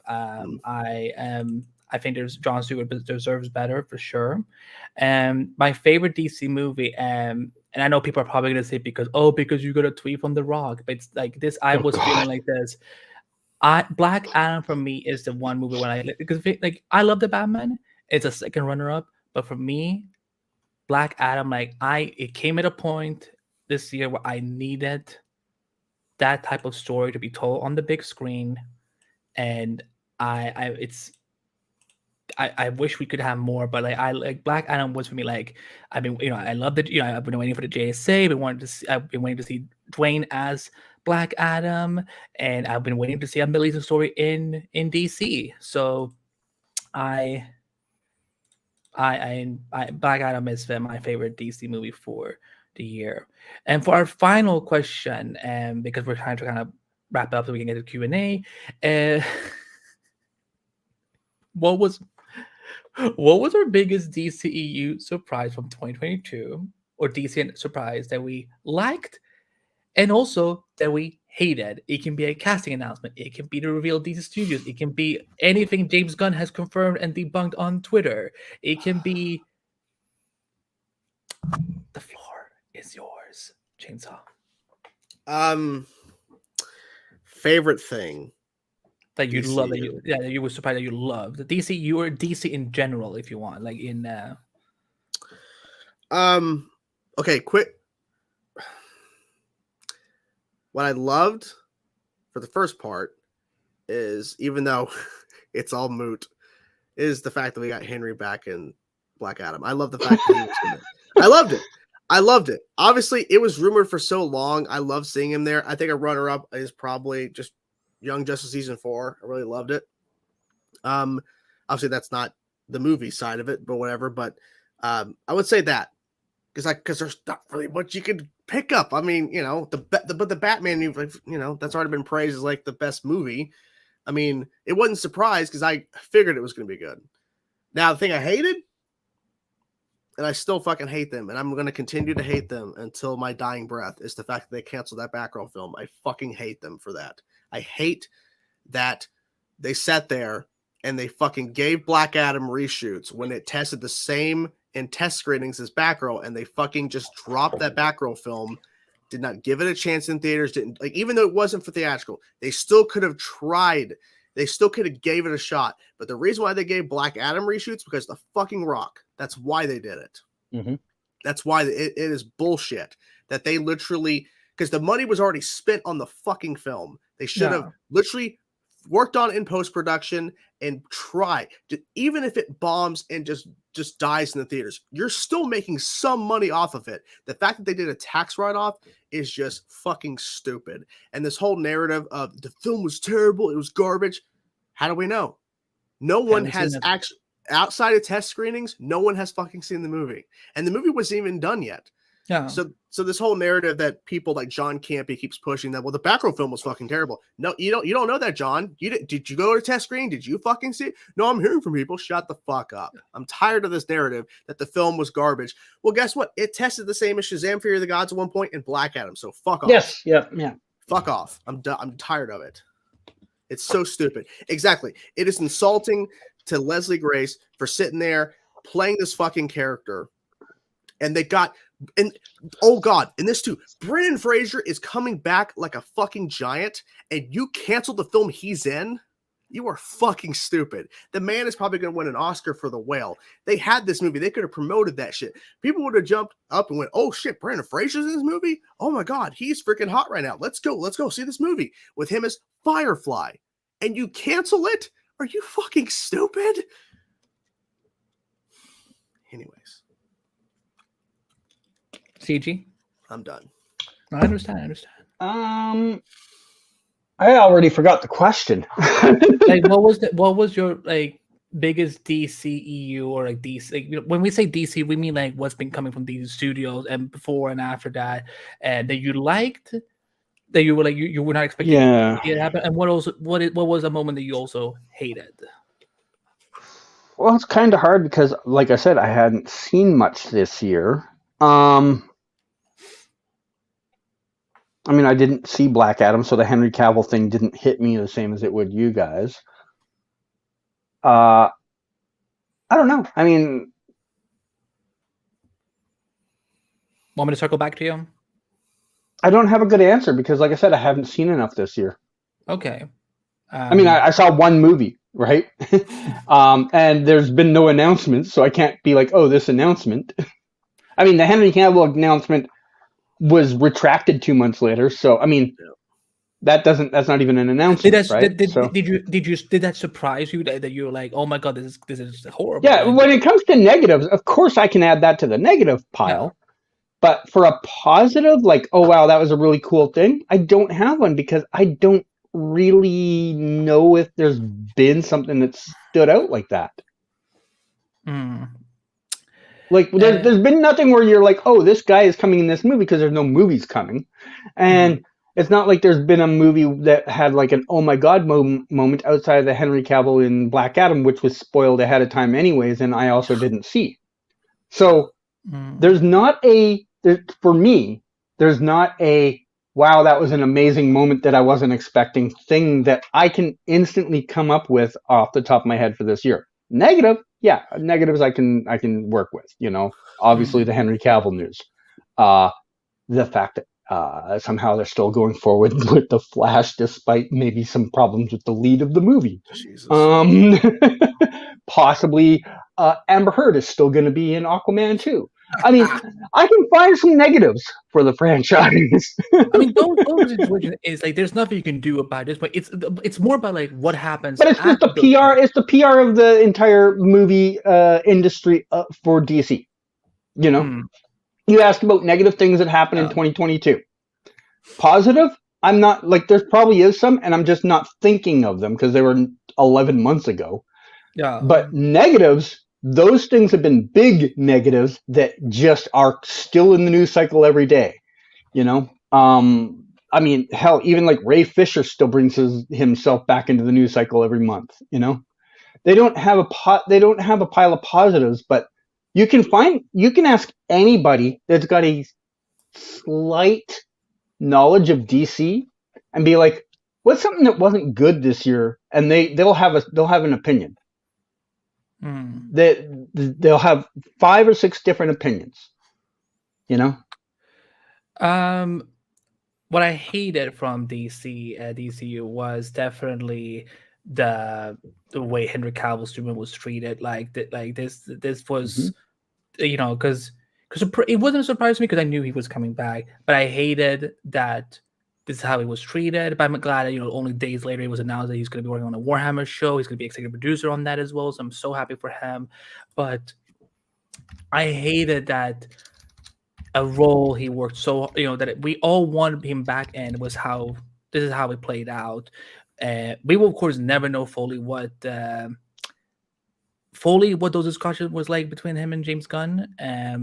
But the fact that they've both been very positive publicly, you know, and then the fact that they might work together, like maybe he will play a different DC character down the line, who knows? I think, you know, yeah, I mean, like, no matter who had been hired to run these studios, if they had done the same thing that James Gunn had to do with Superman that's going on, like, it was a damn if you do, damn if you don't situation. Like, no matter who got the job of having to get rid of Henry Cavill's Superman, they were getting like. So I don't think that this person, like, because people are like, James Gunn hates Henry Cavill, he hates the Superman. So no, there are probably a lot of moving pieces. Some that I'm expecting some of it to come out next year. Some of it we will never know. But something that surprised me that I liked, and that came from either DCU or DC Studio or just DC in general. Again, it's a bit of a cheat because let's see, this was one of those things where, like, I got told about it, but I wasn't sure if it was, like, I didn't know how much I trusted it.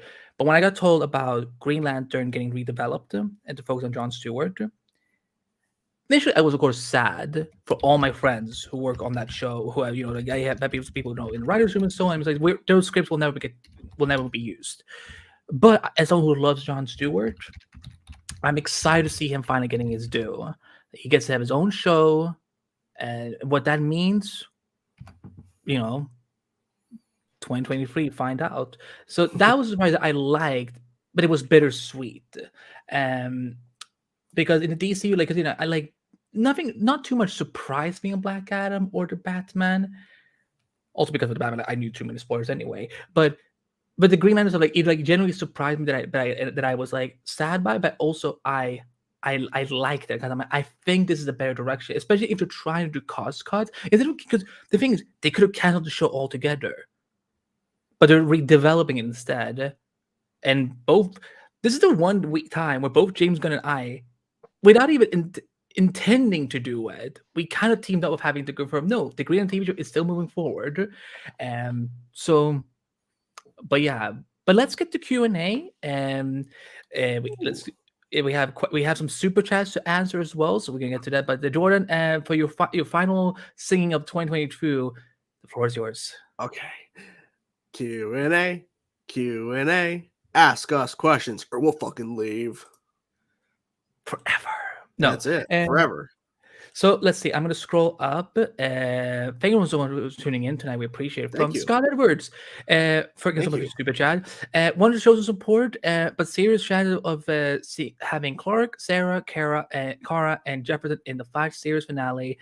What do you think of the potential villain news for Ahsoka? Will you all watch the Marvels?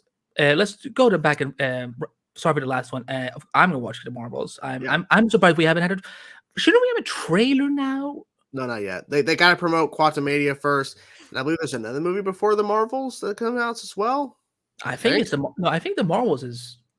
They'll probably release it for Quantumania, I'm guessing, because the same thing happened last year, or no, earlier this year, because people were wondering why has there not been a trailer for Thor: Love and Thunder, because we were getting pretty close to release the film. People were thinking, oh, are they pushing it back? Are they delaying it? And they didn't. They waited because they had something else to promote. So I bet they're going to wait till Quantumania. They're going to release the trailer before Quantumania. There's Guardians after Ant-Man. You were Okay. right. There was something. So they might put out a Marvel's trailer before Quantumania so that it will play in front of Quantumania, but they'll definitely start marketing it more after Quantumania is done and when Guardians is starting, because they're going to play, of course, a trailer in front of Guardians too. So probably have the second trailer in front of Guardians, maybe. But yeah. CG, are you going to watch the Marvels? Probably, because Miss Marvel was, like I said, decent enough. That said, maybe not, because it depends how aggressively they promote the other person in it, who I have less appreciation for. I mean, she should, in theory, be the centerpiece star that they promote because everyone knows who she is and all that. But that would be the opposite for me. That would be a reason I wouldn't go to see it. But as of right now, maybe, yeah. Then I think this is more for you, Jordan. Potential villain news. He actually brings it up more in the second super chat, so we can actually address that later. And then for the other question, serious chance of having Clark, Sarah, Kara, and Jefferson in the Flash series finale. I think you're more likely to see, out of all of them, Clark, just because Tyler Hoechlin is shooting in Vancouver.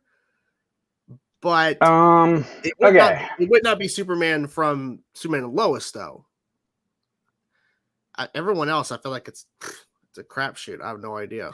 I know for Sarah happening. No, I've kind of answered this question for Scott before on my show, but I will give an answer here too. Clark, I think there's like a 10-20% chance. The reason I think it's very low is because they will also be in their finale at the same time. Yeah. Their overlap is like 4 days. Like one show ends and the other one ends like 4 days later. So they will also be in their finale at the same time. So he's not going to have the time to really do that. Wait a minute. Sarah? Wait a minute. If Superman has 15 episodes, because that's what I've been told. He has 15 episodes for the season, and Flash has 13. How can 13 and 15 will film? Oh, because Superman films longer. Sorry, my bad.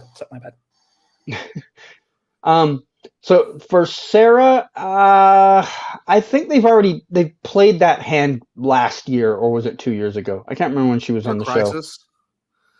Well, but hasn't she been on there? She directed an episode. Yeah, directed. Oh, you're right. It was I guess after Oliver's death in Crisis. I guess there's a chance she's on there. The only reason I could see them not putting her on there is because then you have to address the Legends questions when you bring her in, and you're not going to do that in your finale. No. If it was episode 8 of the season, maybe, but they're not doing that in the finale. Jefferson, they did just play that card last year. I don't think they go back to it 2 years in a row. I mean, they could. They could, but I don't think they will. Yeah, it's because they really brought him for the crossover, so that it could happen. But yeah, there's other things they could do besides have him come back in. But and Kara, there's a better chance of the three of us having speaking roles on there than that happening. Which, guys, I don't want to say anything, but we have been cast in the Flash season finale, so look out. Legal disclaimer: we are not. Oh, sorry, I don't want to break NDA. Sorry, we signed contracts. We're going to go up there next year. It's gonna be great. I don't see any chance of Sarah showing up at all. I think there's a same about percentage chance of the free appearing for these reasons. One, because I know Eric and Tyler wants to have Superman on the Flash in some capacity. And would Lois come with him? I don't know. That might be too much taking out of the budget. Kara, I think if it's like a day of filming, like 1 or 2 days of No filming. chance. Listen, Okay. if Melissa gets paid well, she will show up. I hate to add this that I didn't think of bringing in a moment ago, but extra bonus to the reason she would never come here is the fact her show wraps 4 days before the Flash ends. You think she's going to hop on a plane from New York, come here to do 1 day of work when she just got off working? In that case, the only way I could see it happen is if Eric. Okay, I'm putting a disclaimer so that everyone knows. I'm giving a hypothetical scenario. This is not a hint whatsoever. Hold on, I just got to contact. We got this covered real quick. Guys, please. I have a scoop for you. I got Cosmic Book News pulled up right now. I'm ready. Okay. Boys. We're ready. Ready for the scoop. So, this is why I don't talk. Breaking news right here. So, let's say Eric knows, like, there's a scene he has with Barry and Kara. And if they're able, they know, like, okay, this scene is going to stick in the finale. We're going to use it. Melissa could theoretically film it before the series finale film, because I will bring up a situation. The small series finale, they shot that before they shot their final 2 episodes of like the episodes before the series finale. Like, they shot the series finale first, and then the numbers that were after that. So they could do something similar with the Flash. Jefferson, because again, like, they, but I think Jordan and Jordan and CG, they're onto something. Like, they've kind of already had Jordan. Stop it. They've already had Jefferson on the show, but again, because there is a dynamic, I could see him coming in and helping with the final battle. Kara, the same thing, and Sarah, I just don't see any logistical, organic reason to bring her in there. Because of the because if you bring in one letter, you have to bring them all in or address it in a way. You don't have to bring them all in, but you do have to address what's gone on up to that time. They're not going to accept a 2-minute speech, but they're going to need that's the problem. Is no one's going to be happy with the situation. Yeah, and then for the other super Scott Evers, thank you so much. Thank you. The supposed villains for the Ahsokas here are a dark side Jedi named Balon, his apprentice Shen, the work with Thrawn, and are tasked with killing Ahsoka. Can send you an article if you want. I think it makes sense because Thrawn is in this show. They haven't confirmed it, but I mean, come on, Thrawn's in the show. The fact that we have dark side Jedi or whatever the fuck, it makes sense. Because that's what Ahsoka has pretty much dealt with. She's dealt with people, there's Inquisitors or other shit dealing with her ever since the fall of the Jedi and everything. So it makes sense that they're going this route. And plus, it's all leading to Thrawn. It's because Thrawn's trying to protect himself. So he's going to send people out to fucking go after Ahsoka. So does the name Balon mean anything to you? It's not clicking in my head at the moment. I'm thinking these are probably new characters or characters that were in the books or some shit. I have no idea. But we'll see what happens. I mean, I'm looking forward to the show. Thank you for the super chat. Let's get to these questions. I mean, the hot scoops. We got a lot of scoops, guys. Lots of scoops. What is your favorite movie of 2022 and why is it Morbius? Well, good question. I mean, I think honestly my favorite movie of 2022 is probably The Batman. And honestly, but yeah, Morbius. Oh, Jesus. Why is this was bad? It's Morbin time. So how about television? Oh, favorite television show? I just something that's not DC or Marvel. Sometimes I think it's outside the box. Well, if we're thinking outside the box for me, I mean, I think it would probably be my number one answer either way would be The Boys. Yeah. Oh, that's a good.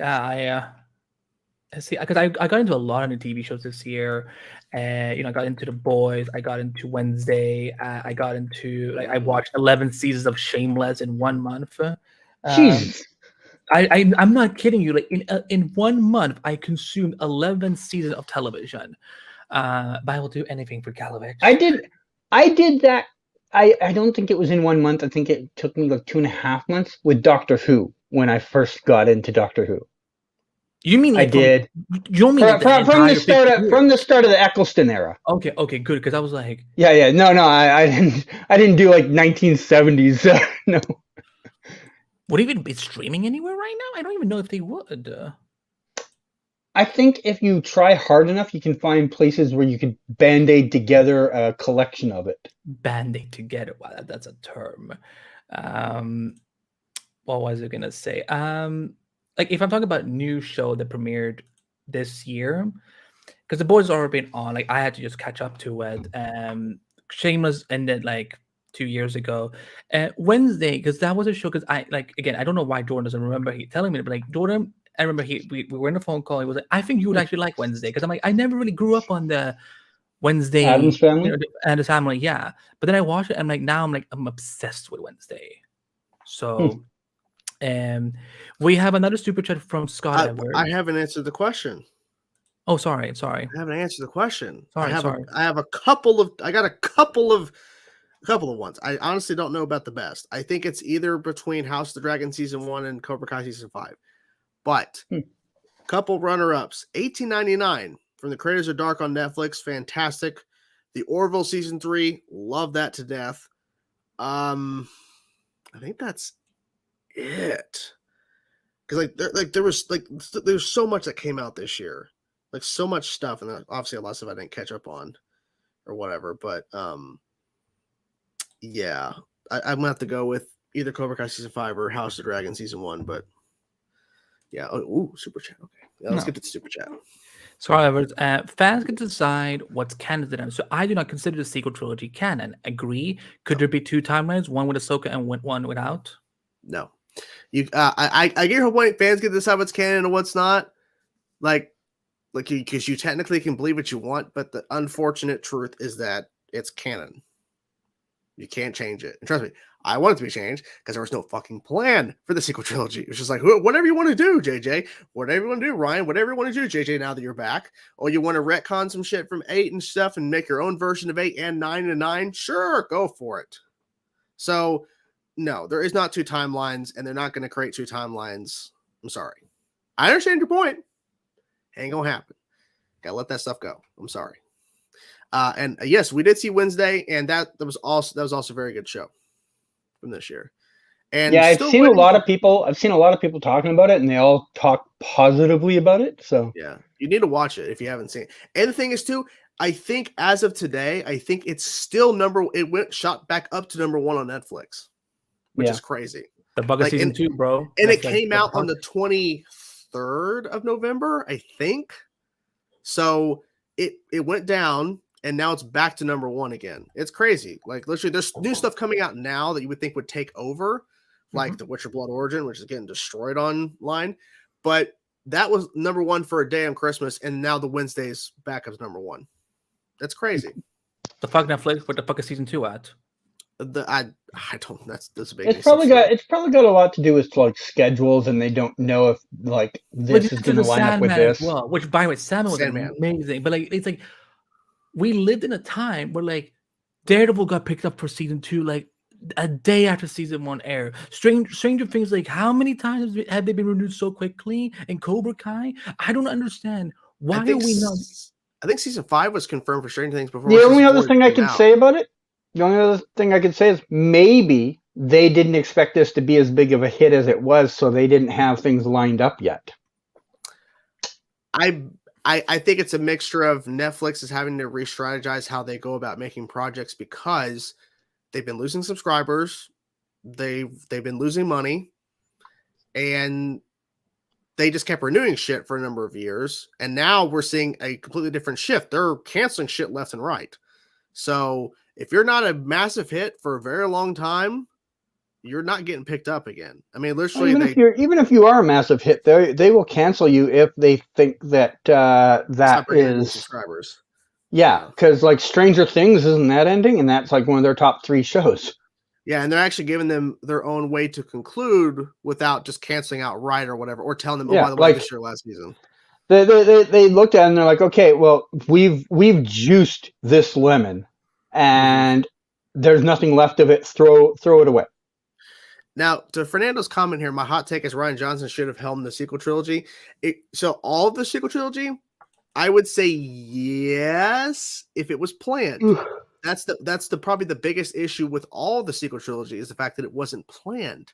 There's no beginning, middle, and end. There was no setup. Now, JJ, of course, set up 7, but I don't think there was a roadmap to where these characters are going to end up in 8 and 9. I feel like that was never a thing that they did, and they should have done that. Which shocks me because of the acquisition. Like you could have finished acquisition, and then you could have properly because when 3 years after the buyout to release 7. So wait, when did they acquire Lucasfilm? 2012. They had in 2015 December they released episode 7, the first one. So they had 3 years to get this going.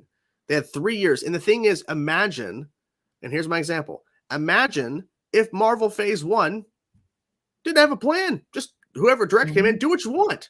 And there was no connective tissue. There's no continuity. And it's just, we're at the Avengers now. And there's literally, it just doesn't make sense. Like, imagine if Captain America didn't go on the ice at the end. All of a sudden, boom, he's in present day. Like, it just wasn't planned because the director, do whatever the fuck you want. Who cares? Because that's pretty much what it was. Do whatever the fuck you want, JJ, for 7. Okay, you did some stuff. Ryan comes in. I want to do this, and this that doesn't coincide with what JJ's doing. All right, fine, cool. That's the biggest issue, and it sucks. I saw some. So I posted. I watched the Santa Claus from Disney. Did anybody else see that? No, not me. Disney Plus. I don't even know what you're talking about. Well, you know Tim Allen's Santa Claus movies that he did. Did you ever see hear those? Yeah. Thank God I never saw it. I hate Tim Allen. I got you. Well, anyways, so so they have the Santa Claus show, and it was actually pretty good compared to some other Disney shows that are just what. The only film in the sequel trilogy I had problems with was Rise of Skywalker because it was them trying to undo Last Jedi instead of going forward. Yeah, pretty much. See, I loved. No,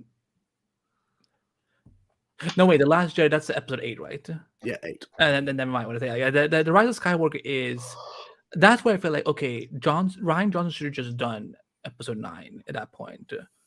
Yeah. I threw my phone. I broke it. Thanks. Ooh, what was the most shocking scene in a number one movie this year? The fact that Morbius existed, I guess, is the shocking part. It was actually that bad. But I think what was really interesting was, even though it wasn't horror, it was that horror-esque scene with Wanda in Multiverse of Madness. That was a little strange. Which one of those scenes? Because she did everything. The one where she's chasing Strange or whatever. It was the creepy music and the build-up and shit. And also too when Professor X's head, ooh. Scary. Will the Cobalt Blue be the final Flash villain?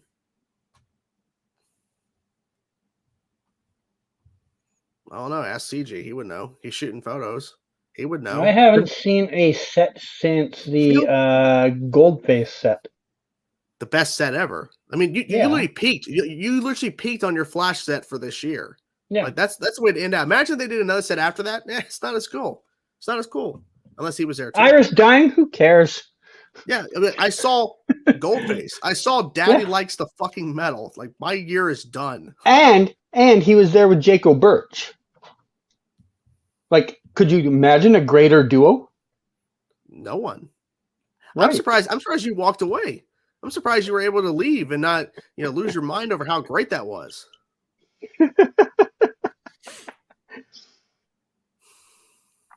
Love it.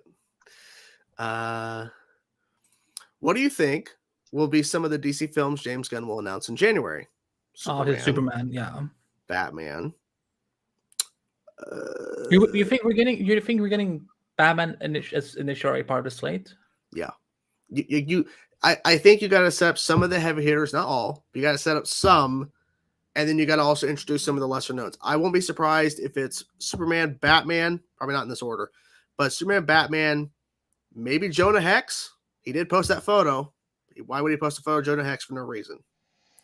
I also wouldn't be surprised if Lobo is the villain for Superman movie, since he literally has been talking about Lobo, so could be a thing.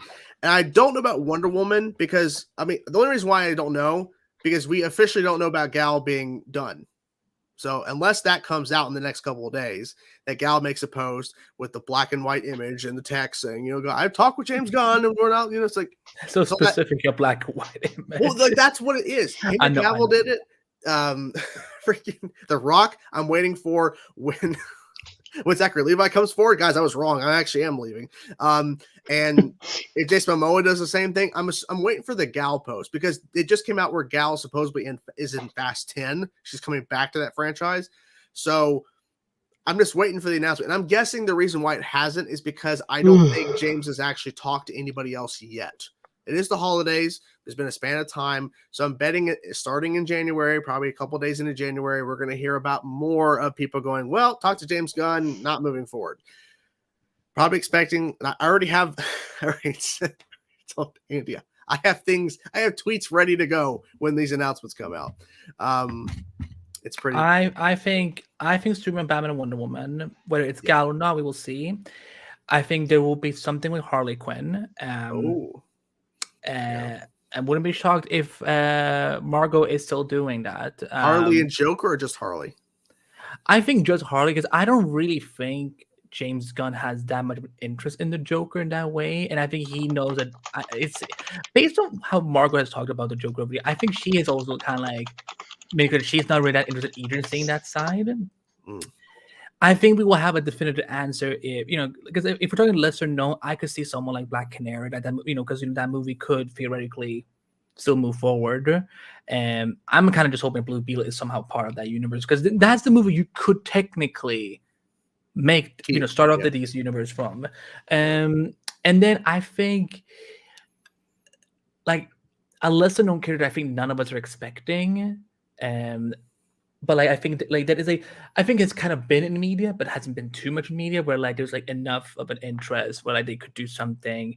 I honestly don't think Lobo is part of those initial plans. So like whether it's a solo movie or Lobo be in a different DC movie, but and then TV shows why I think he's gonna probably announce like maybe he will definitively answer if the new Green Lantern TV show is part of DC or not. So in that way we have another major Justice League character being set up.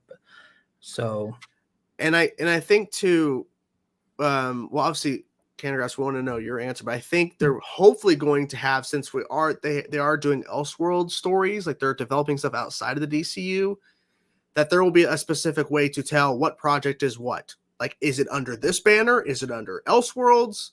Like, I hope they make that very clear with some sort of logoing or something. Like whenever you see like a logo, it's like if you saw like a slate of Marvel projects, whether it's Sony and Marvel Studios, they made it very apparent Marvel Studios over a logo. Like Morbius didn't have Marvel Studios; they had Marvel Productions or whatever. But like, and so in association with Marvel Studios, yeah. So like literally, I feel like if it's gonna be DCU, make sure it says DCU somewhere in the title, and then if it's a non-DCU project, obviously explain it, but also make sure that the logo like doesn't have that, so we can see the difference. This is what they can do here. They can literally this can be like their logo underneath, like kind of the way it says Marvel Studios, I think like Marvel Studios, Black Panther, kind of her. This can literally be above it, and then whenever they do Elseworlds movies, either use that Elseworlds logo or like DC Black Label or whatever. I mean, like just give this something, and I think Elseworlds needs to come back because that way, like they can kind of like help clarify a little bit better, like what is, like because technically at this point, like I'm calling DCU whatever James Gunn is creating. The DCEU is what started with Man of Steel, so and technically DCEU, because I think the DCEU, the Arrowverse, the Titans universe, the Doom Patrol universe, they are all separate. They are Elseworlds technically. So, but CG, what are you expecting to be announced from the slate? I have almost no expectations, and it's not because I don't think they'll say anything. It's because I haven't kept up with what possible projects could be like out there. Obviously there's the primary characters like Superman, Batman, stuff like that. You would expect one of their like primary labels to be in that first set of announcements, but does anyone have an inside idea on which one it would be? I don't think anyone does. Besides Superman, I mean, that's the only one we know for sure. But we don't know when Superman will be actually announced. Yeah. I mean, he said he's doing it, but that could be 3 years from now. Yeah, I mean, Right? I'm assuming the slate is going to be a couple years away, but I think, like, what is a part of his first announcements? Like, what are they working on? Because and he might not announce that yet because they might not have details locked down on that. They might actually have 4. Let's say they have 4 movies. They've already decided we're going ahead with these, and they're starting before the end of 2023. Mm-hmm. These are the 4 things we're going for right now. Superman might not be in that slate. That's true. They might wait for Superman and Batman and Wonder Woman. But I'm still saying that they do have to announce something of impact that will make people look forward to that first set. Now it could be something that's already out there, like maybe they do a Shazam 3. Like, we are assuming, I think most people are assuming it's going to be all new properties because we're just looking at everything as a brand new start from scratch. But they could still be carrying over some of the old stuff. Maybe depending what the opening, when is the announcement supposed to be? In January? He said that he's announcing some things in January, but there's no indication of what day or date. All he said today was when that does Shazam come out? It comes out later than that, right? Mars. Yeah. I was going to say maybe they'll wait and see how opening weekend of that does before they make an announcement on it, but that doesn't add up. Yeah, because I'm not expecting any, like, no footage, no like. I think he's just gonna say. I think it is the close to accuracy. I think maybe it's something as far as 4 or 5 projects, maybe 3 movies and 2 DC shows connected in that universe. I think that will be announced, but I don't expect any casting. I don't expect any like maybe some writers, maybe some directors, maybe but like I don't expect like. Again, because he came out today on Twitter. I actually have it up in front of me where he because someone was asking about like, is it true there's going to be an event on like January 5th or something, and he just straight up said no, there is not an event. Like there's like, so we will probably hear something. I'll make an event. Okay. We'll bring I'm pretty sure since he is very prolific on Twitter and his Instagram as well, I feel like it's going to be to where he's going to send out a thread of tweets. And DC Comics and all the DC stuff, they're all going to share the same information that he sends out about the first thread is here is the announcement, guys, and the first film is Superman. The second film in the thread, You know what I'm surprised that we don't get, or at least I don't recall ever seeing one yet with DC or Marvel. Have you seen those tweets where it's a shared tweet where 2 or more parties are putting out the same tweet? Yeah. I'm surprised we never see things like that, like James Gunn and DC Studios sharing the same tweet. They probably will on this because I mean they want as many people as possible to see this new slate, and they're probably going to do that. And then they're probably obviously on the DC Instagram and Facebook and James Gunn's Instagram. They're going to share it all at the same time. They're going to try to coordinate it to where everyone gets the same information at the same time. Long as it shows up on my MySpace page, that's all that matters because that's as what I look long as at. it gets there. But yeah, I think like I never quite finished my thought. I think you'll get one major announcement, and then the other 3 or 4 will be things that most people probably didn't even think of. It's going to be those second and third tier characters we haven't heard or thought about. One of the ones you guys talked about might be in that batch somewhere, but I think there'll be 1 or 2 that nobody has probably come up with because it is like perfect example, like Peacemaker and stuff like that. Like no one ever considered those characters in the Suicide Squad. Like he always pulls at these like obscure pieces. Guardians of the Galaxy. Like he's always pulling at these things no one's thought of this, right? So I think he's probably got 5 to 10 characters he's looked at over the database of DC and been like, that's a fascinating idea. No one's ever done that. And I think some of those are ones no one's thinking of yet. I will see if I can actually pull up on this side. There was a tweet that James sent out with an image that I think is very interesting. If I can actually find it. Is it the one? Is it the Batman books that were in his background? No, Okay. This is an older tweet. Is it the one about me signing the contract to be in his next movie? That's under NDA. I thought he deleted that. I thought he deleted that right after posting it. If they do a lot of productions in Vancouver for these DC projects, I mean, you're like this can take. They won't. I don't know why, but movies don't come here. If the Man of Steel literally filmed in Vancouver. Yeah, that was what 13 years ago, 14 years ago. Don't do David Zaslav math. It was 9 years ago. 10 years ago. I found the image. Well, it's pulling up now if it shares. Here we go. So the tweet, let's take this down. Sorry, Marcus. So as for more answers about the future of the DCU, I will sadly have to ask you to wait. We are giving these characters and the stories the time and attention they deserve, and we ourselves still have a lot more questions to ask and answer. So he shares this like amazing shot of the Your What's Happening list, by the way, is fascinating.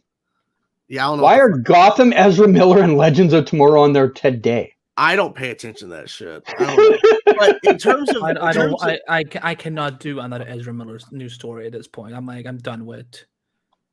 So in terms of this image, a little smaller. So we have Black Canary on the end there. Got Green Arrow over here. Plastic Man, Martian Manhunter, Hawkman, and Hawk Girl. And I believe that's who is that standing on Superman's shoulder? The Atom. So literally, the Atom could be a project. Hawkman and Hawkgirl. I know we just had them in Black Adam, but they could do Hawkman and Hawkgirl as a film. They could do a Black Canary and Green Arrow movie.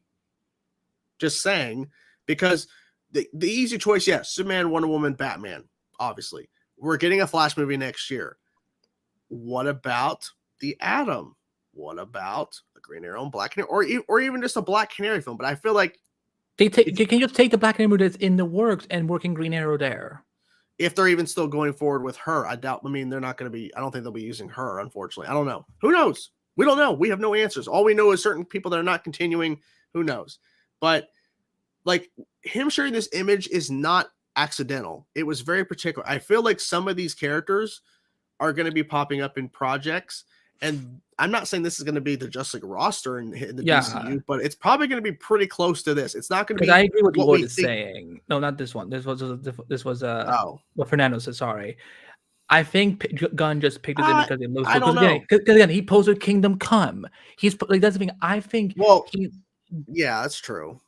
But like, I mean, I don't want to get anyone's hopes up because he's posted a lot of images. Because again, I think he loves to fuck with people online, being like thinking that, oh, you think you know everything. I think he's like, because again, what if nothing comes out of that Mr. Terrific post he made? Like, it could just be to be like, and that'd be the kind of shitty on his part. But I get it. But I'm just saying, in terms of when you look at like this image that he specifically picked to post with him saying you have to wait on our DCU projects, you got to wait. Like he could have easily picked an image of just the Trinity or just DC, but instead he picked this image. I'm like, I don't know. I mean, because he said out of left field characters don't think about the Atom. I never would have thought about an Atom film, but that could be something we get. It could be, you know. Yeah, I'm just trying to keep both scenarios possible because I don't want this to become the next, like Arrowverse is going to do a 10th anniversary special or crossover. That look what when we got to October, all us fans, we had to do the anniversary honoring of the like Jordan, we did our pilot. It is still amazing to me that I don't think any other social media platforms anywhere made any type of recognition of it. Like none of the shows. Twitter, it's easier to see what's trending. On Instagram, I have a hard time to see what's actually trending on Instagram. Like I don't know how it works on TikTok, but like Twitter really did a good favor for Arrowverse on October 10th. But the other thing back to that like picture, I just want to know how many of those characters do you think we will legitimately see in the new Cecile-verse? All of them. Worshiping and praying to Cecile. She's already gonna have all their powers, so do they need them? No, but they're there to help rise her up. You know what I'm saying? Level up, you mean? Yeah, literally that. Because if you don't have I need a James Gunn. You have seriously leveled up. You cut me off. He did. He cut you off. James Gunn. I know you're probably watching because I know you're a big fan of me, but we need a new TV show, and it's just titled Leveled Up. Who's starring? Cecile, obviously. Oh, yeah, that makes sense. And maybe Donna Smoke. Oh, are they co-leading? Last time they tried doing that, there was drama, and the show never got off the ground. So one has to be the lead. Let's not do that, guys. Come on. Oh boy, that fell apart. And then we had to wait. Be careful what you wish for. And we had to wait a fucking year. Can you imagine in 2 weeks you hear an announcement from James Gunn? Here's our new slate. This, and Level Up. We had to wait a fucking year to hear about that show not moving forward. No, you didn't. You could have listened to Canadagraph's live chats for the 6 months leading up to it. I mean, you were saying that, and there was other rumors going around about what was happening with the show. The fact is that they knew they weren't moving forward with it early on in the pandemic. They waited a year to tell us. It's stupid. The only reason they even finally said something is because so many people complained at them for so long about not saying anything. Because studios don't generally make announcements on things they don't move forward with. You'll hear one here, one there, but 98% of the projects that don't get picked up, you never hear about. There's never an official announcement going, this is not moving forward. The most you might get is if you tweet at an actor or a producer or something and be like, hey, what happened to that project you're doing? They'll be like, oh, well, it's not going forward. But no announcement from the studio ever comes out about it. That was a rare instance. Is this true, Canada, about this? Do you think Twitter could deal with a biracial Bruce Wayne? Fuck no. People would murder James Gunn if that happened. Oh, God. Not just because it's Steel, but because if Bruce Wayne is anything but white and straight, then the Twitterverse will be up in arms. They'll be furious. It'll be like James Gunn gone woke. DCU more like DC woke you. That's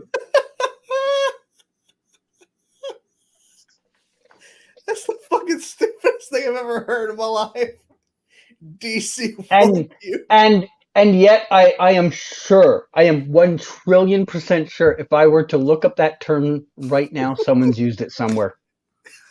DC woke you, you got woked.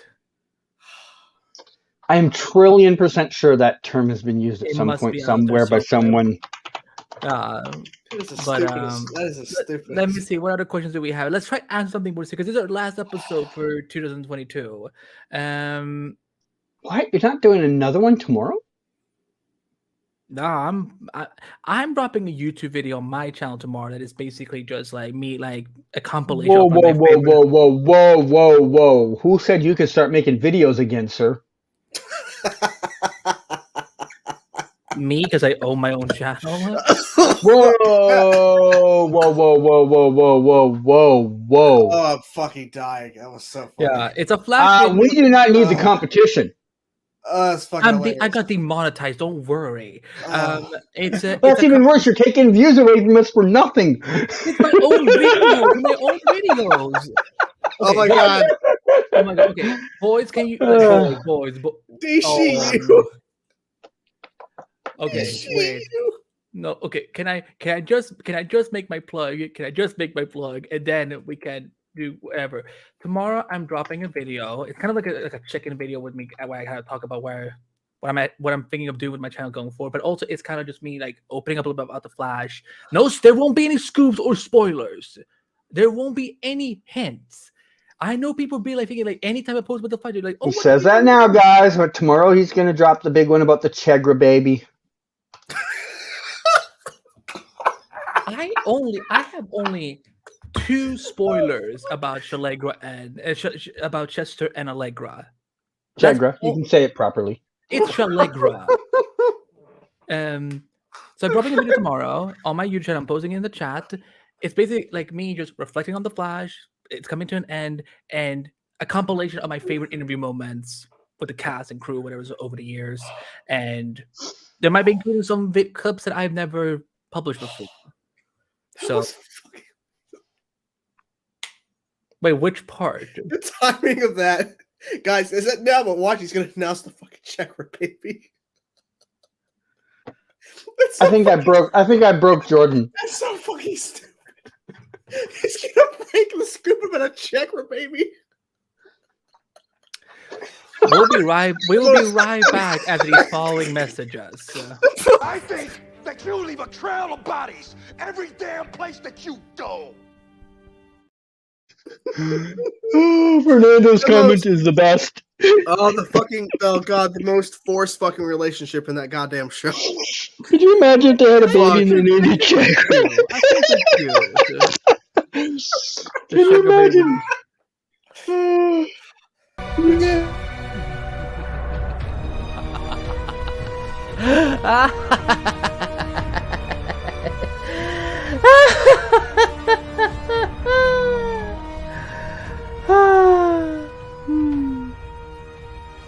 Well. Fuck. When is Andy posting his apology about lying to us about his name that he lied and didn't tell us his name is Andrew? When Greta Thunberg owned me on Twitter.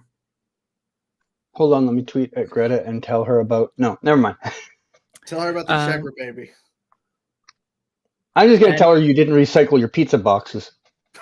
Actually, I do. Prove it. You have to prove it. Okay, fine. I'll film something. We also don't know. None of us know how you get around town. You could be using one of your 33 vehicles. I have a bicycle. I don't even have a driver's license. Prove it. I have filmed me on a bike several times. Show your non-license.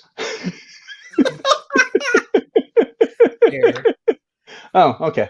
God damn it. Anyway, the second installment of the CCU, Chainsaw Cinematic Universe. CCU, yeah.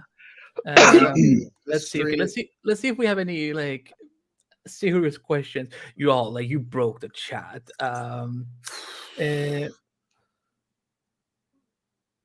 Even DC Comics hasn't acknowledged the CW DC shows like Superman Lois and even joined us in a tweet yesterday. Yeah, that kind of rubbed me the wrong way too. Like they did like a recap of 2022 and like all the DC movies and DC shows. But like they Flash was not on there on the TV show. Superman Lois wasn't even on there. Which I'm just like, it's shitty. I think it's shitty. Fernando says we will find in the next month or so what Gunn and Seven are doing with DC, so this big will be over. But this is the thing. This is something I think people need to be prepared for as well. I don't think we will know everything about the DCU next month. I think we will start getting an idea of some of what's coming, and I think more will reveal throughout the year. Why, Jordan? What are you doing? I'm bored. What are you? I'm just winding down, and I'm just like, blah. Someone needs to give Jordan a show to host, so that he's got something to do with his time. I'll tell you. I can't say that. Wait, what were you gonna say? I can't say it. Text it to me. I want to know. Just say it to me. I don't know. It's just text been it to me. Text it to me. In the meantime, CG, you know what? Because I know a lot of people have been asking, because I don't know what the answer is. When does Flash and Superman Lois go back into production? Good question. Officially, according to the production list, their hiatuses end on The Flash, January 4th, and Superman Lois, January 5th. So next week. The 5th and 6th should be their days back. Quick over for them, Well, I mean, they gotta get back to shooting this shit. Yeah, it's the same for almost every production. Almost everyone comes back on either the 4th or the 5th. Well, I think you should talk about what is this. Huge What? news. Yes, Andy's playing Goldface's grandfather. I'm not African American, so that wouldn't work. Oh, Chainsaw yeah. is playing a younger version of Cicada. That could work. And Canada is playing a minister who will be marrying Chester and Allegra. What the- These damn scoopers, I am Oh. tired of them breaking all of these scoops. You're ruining the show for us fans. I want this now. I'm hosting the Axe Show with David Zaslav. God. That's amazing. Show me Black Canary movie. Show me. Yeah, like Family Feud. Show me Wonder Woman Axe. 3. Zaslav feud. Show me The Rock. Show me Henry Cavill. Fuck, that's funny. That's funny. Okay, so Alex has asked this question. Most anticipated MCU project. I honestly, at this point, it's Deadpool 3. Secret Wars is a close second, but Deadpool 3. It's funny that more people are excited for Secret Wars than Kang Dynasty. Because Secret Wars, essentially, it looks like it's going to be the biggest film they've ever done, and potentially in terms of characters they could have. Because Kang Dynasty feels like it's going to be more of like our heroes, and Secret Wars is multiverse. So It would be weird if Kang Dynasty doesn't do. I mean, because I almost feel like Kang Dynasty will end the film that sets up Secret Wars. oh yeah, definitely. Because people are theorizing, even though it's like Infinity War and Endgame, the idea of the Kang Dynasty, our heroes lose to Kang. They lose. And then in Secret Wars, they get multiverse heroes. Yay! Which means if we get Hugh Jackman and Tobey Maguire, Andrew Garfield. And Andrew I mean, Garfield. well, people are saying online, imagine Hugh Jackman's Wolverine and Tobey Maguire's Spider-Man interacting. Holy fuck. That'd be a moment. They better do that. I will only do this if Eric personally ask me to do it, being like, I would love for you to do it. I think you'll be great at it. I believe in you. And like, I will write your scene. I will do it. But if Brandon McKnight or Caleb Compton somehow came down, I would be like, no, I will not do that. I will do for Eric. If Eric or Grant personally comes and asks me, I will do it. It's not going to happen because I can't. Oh, so you're saying Candace Patton's not important enough for you? I see. So you think Candace Patton? Oh fuck! Oh my God! The news comes out. Canceled. Canceled on the internet. Cosmic News exclusive. Andy does not like Candace Patton. I've had more interactions with Grant than I have with. I cannot believe I've been sharing this platform with such a hater. I'm sorry. I can't. Oh my God. Yeah. No. Let me. So, if they don't want to be on camera, I will put them off camera. And if Grant or Candace or Eric ask me, I will do it. But otherwise, I will not. Dear Lord, boys. I am tired of being silenced. Jordan, oh, did we lose him completely? Jordan. Yeah. Oh Jesus. Boy, don't you? I shouldn't have done that. See, this is what. Okay, Lord is great. Kang Dynasty is more setup. It's their interlude. Wait, Kang Dynasty set up an interlude? I mean, Don't you? I don't know what you just said. I was reading something else. What the fuck you're talking about?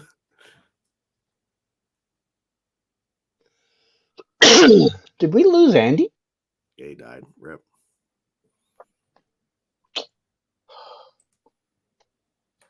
Interlude, as in Flash. Interlude. I don't know what. I cannot. So, I think a good question to ask is, what is your most anticipated series coming out in 2023, and why is it Gotham Knights? I mean, that's gonna be peak television. Mm-hmm. What if we're gonna have to eat our words in 4 months from now? No. I have told so many people, be careful, because 6 months from now, you might have to sit there and be like, I was wrong. I know statistically it's highly improbable, but you never know. I think it could be interesting. If not in the pilot, but maybe in a later episode. I do think it's dead on arrival, though. I think it's like it's not because of the content, it's because of the CW next star. So it's deader than if Tom Swift and Naomi had a crossover. Like it's dead. The biggest moment of Secret Wars will be when the cast of Riverdale coming out of the portal and then saying Jughead got the jingle jangle. Oh my god! Jordan's gonna leave the theater if Riverdale shows up in Secret Wars. I think what might have a good shot at being not freaking got the Ninth, The Last of Us. If it delivers, that might be a really good show next year. Oh my god! Oh my god! It probably is. Do we know if X-Men '97, the reboot, is coming out 2023? It's not a reboot. Well, no, like the sequels here. You mean whatever? Yeah. Is it coming out next year? Is that 2024? Yes, next year. Well, that might take the cake if it's good. I think in terms of animation. Well, wait a minute. When is What If season 2 coming out? Are they doing it? I think it's next year. I think. Yeah. I hadn't heard about it. Yeah, they announced up at Comic-Con. I think didn't they? I feel like they picked up What If for season 3 even. I don't know. I mean, it depends. I love this. The We Are Family verse. That's amazing. No, I'm intrigued to see what I think. Again, I think it's a trailer from the CW is not the fairest thing to go with because CW is not good at doing trailers. Like it's a miracle that Flash trailer they did. Like the Flash trailer pilot is still their highest viewed trailer in years. But like, look at the trailer for Superman. Okay, are you sure it is? Because I'm not saying this. There's no jokingly. There's no trailer. Not saying this jokingly. I believe the Batwoman trailer probably had more views, but they not for the right reasons. Have you noticed? Well, they did delete it. They actually deleted it. But they did it with a lot of trailers. Like, because I was going to fix something on the Flash Progress website a couple of days ago, and I was looking for an old post from from season 7, and a lot of those trailers are gone, like from the CW channel. I'm just like, bruh. Yeah, but they deleted the Batwoman one. Well, Batwoman season 1 was still airing. I mean, and this is probably true too. I mean, we have the Flash Museum. We're gonna have a Gotham Knights Museum. Guys, Jordan, bring up the CW channel. There's something weird going on. What do you mean? When you go to videos, they have no videos on their channel. The CW's the channel. YouTube channel. Yeah. Yeah, CW. Let's see here. They got videos. This is what it looks like. Yeah, show your screen. I see videos. It says this channel has no videos. On my end, the CW network has videos. Hold on, I'll share my. You're looking at the CW with 1.38 million subscribers. I'm assuming he's not. Oh. Yeah, that's the same as I get. Yeah, but mine shows all the videos. What? Yeah, I'll show my screen. I'll show my screen now. Okay. Boom. And boom. Boom. Right there. Videos. Now they haven't uploaded in 8 days. Look what's the highest viewed trailer. Let's see. So they've made it US only videos then. Oh, because I forgot it. Because I had to turn on my VPN today because I wanted to watch something that is not here in the States. So maybe I should turn off that VPN. Their highest viewed video is a Flash. Okay, so here's the fun thing. There's no videos, no shorts, no lives, but they have playlists. That's weird. But see, the Flash trailer is not even on here.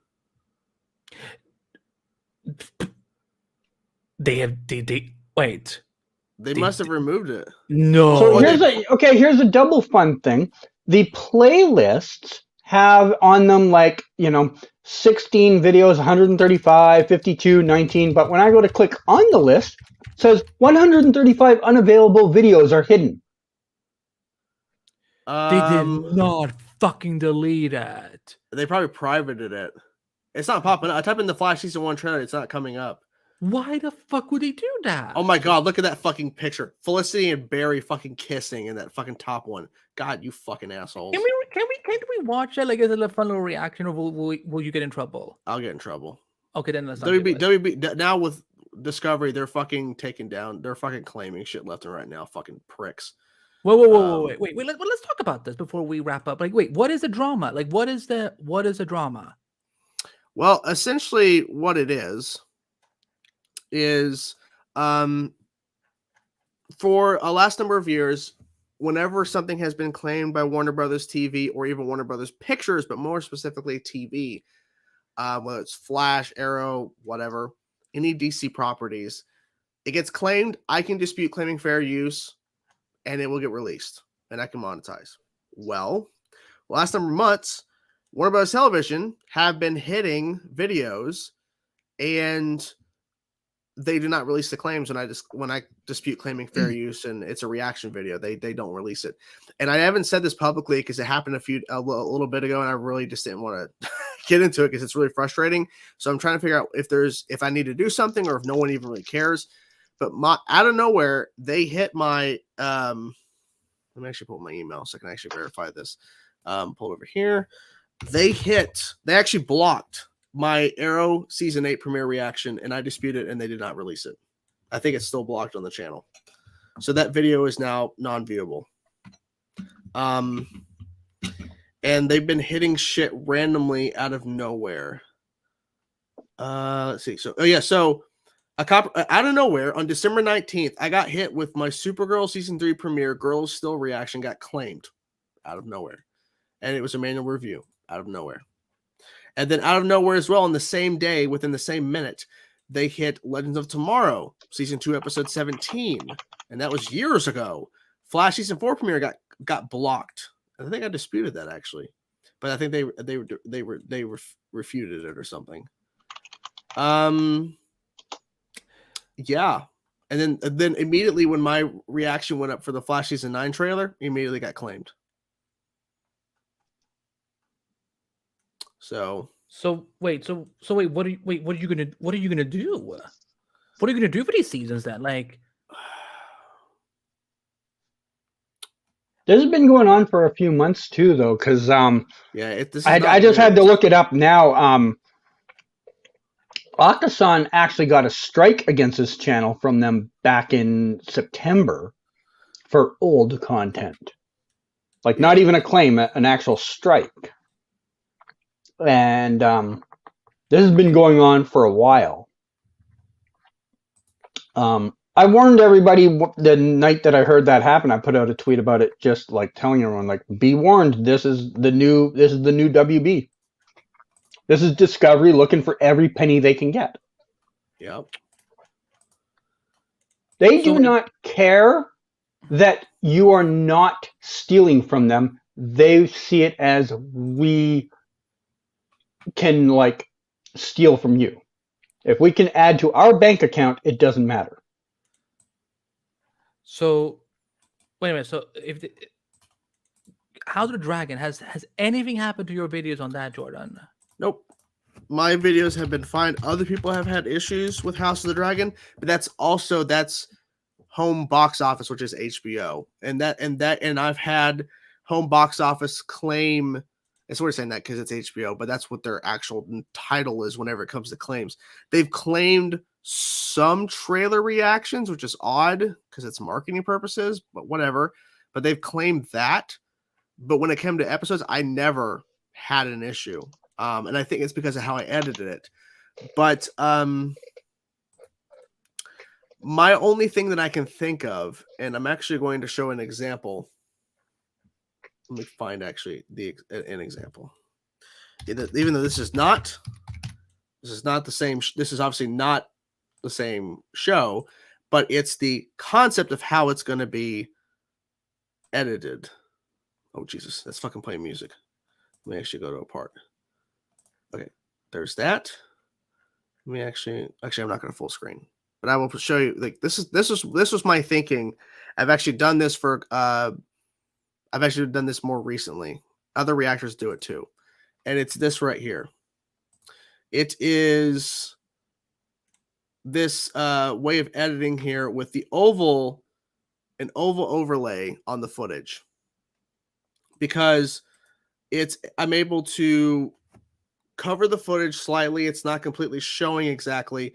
And obviously with my editing anyways, a lot of my stuff, even with just this square box, like a television in the corner, I edited so like the last number of years, so like close to the point where a lot of it never got hit in the first place. But now that they're actively looking, I'm going to try my best to kind of go this route and obviously edit a certain way and try my best. I mean, that's all I can do. Like, there's nothing really else I can do, unfortunately, outside of this. And this is only for DC content. I mean, I think this is going to be for any TV reaction stuff mostly, because now anything that Warner Brothers owns, is probably. And I was doing it for She-Hulk. In the middle of She-Hulk, or maybe towards the back half of She-Hulk, I started doing that too. It's probably going to be for Star Wars, and it's not going to cut out a lot of stuff, because the way this was formatted, and little side note, these Dragon Age Absolutions was before the show released. So that oval was to cover stuff up, but it's based off of the black bars. It's based off of how the actual ratio of the actual screen is the type of oval that will be there. Actually, I think I have a better example. Let me stop sharing the screen and I'll actually find the She-Hulk one. I can look for some comment in the meantime. It's a pain in the ass, though. Mark my words, Turd Haynes will be the biggest DC character of all time. He means Turner Hayes from Gotham Knights. I mean, again, there is a character that he could be related to in the comics who has the last name Haynes. I think people should Google that. We're gonna eat we're all gonna eat our words when it's the year 2030, and they just finished building the Gotham Knights Museum, and the show just won its 80th Emmy.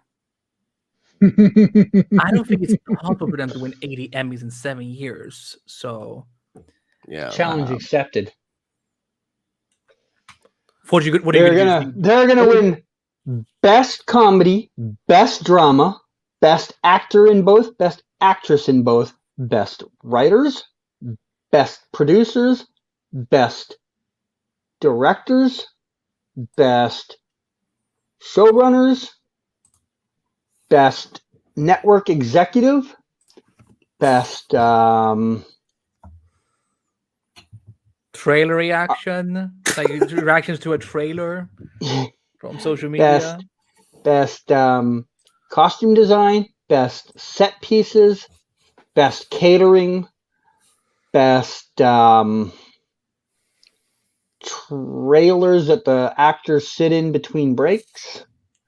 There's a lot of awards they're going to win. Okay. Telling you right now. You heard it here first. I do want to address this real fast. I think we need to start winding down because it's getting late. But midnight. Setting up a Patreon for reactions, post-review segment on my channel, people would kill me. And number two, that's the first thing. People would fucking kill me for that. Number two, my Patreon died. People dropped off my Patreon. When I stopped watching Avatar, when I stopped watching Korra, people literally kept dropping off left and right. I understand the whole idea because people keep saying Patreon, man, Patreon. No one. They go through waves. I follow about 8 or 10 reaction channels on Patreon, and I've watched some of those numbers. They go up to like 170. Then one particular show ends and they drop down to like 115. And then 5 months later, a new show comes out and they're back up to 170 again.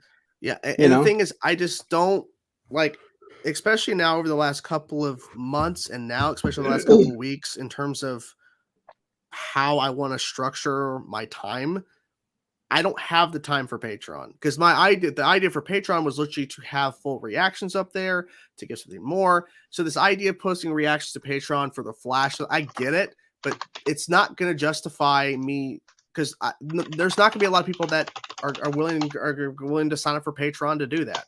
And I don't, and that's another thing I have to deal with in terms of Patreon uploading to Google Drive and all this shit. Like it was a lot of stress at the time, and at a certain point, it was worth it. But then for a lot of it, it was not. So sorry. The thing is, the thing is, they were blocking videos, but like those, a lot of the stuff they were blocking was older. Now the Arrow season 8, that was stupid as shit because I was definitely editing really good on that. But those earlier videos, I understand because that was back when the videos were like 11, 12 minutes long, and the most of the video was the footage. It wasn't just me talking. It was a lot of it was just showing footage. But I was still editing in a certain way, but I get it. Because those older videos, it's very different than what I do now. Thank you for the super chat. Happy New Year. Hope everyone has a great holiday. Thank you. Thank you. We're hoping. Yeah, my wife's working tomorrow pretty much most of the day, and so I'll have time to film some stuff. And I'm actually going to spend part of that time relaxing. I'm actually not going to be busting my ass to get shit done. Yeah, it's good to recharge and, because I think, starting in February, I think that's when things are really going to get crazy. It's going to get fucking bonkers. I mean, literally, Last of Us starts on January 15th, and then, like I said, shit's going to start picking up really quick. So it's going to be a hectic year next year. But, yeah. Yeah. Did you want to talk about the thing that you texted me about, or do you want to? Okay. No. Let's do like some rapid questions and see anything fun we can answer before we. I don't know what this is about. Even a Star Girl crew member was pissed at DC Comics. Don't know what that is about. They're talking about back when Jordan was talking about the tweets they put out or something. About 2022. Oh, okay. And saying that I guess somebody was mad at Star Girl. Oh my god. DCU, but The Rock don't see you. That's John Cena's guy, right? He can't see you. His time is now. I guess the joke is no, that, you can't see him. Yeah. If you can live through 2022, you can do anything. Point. Got a point.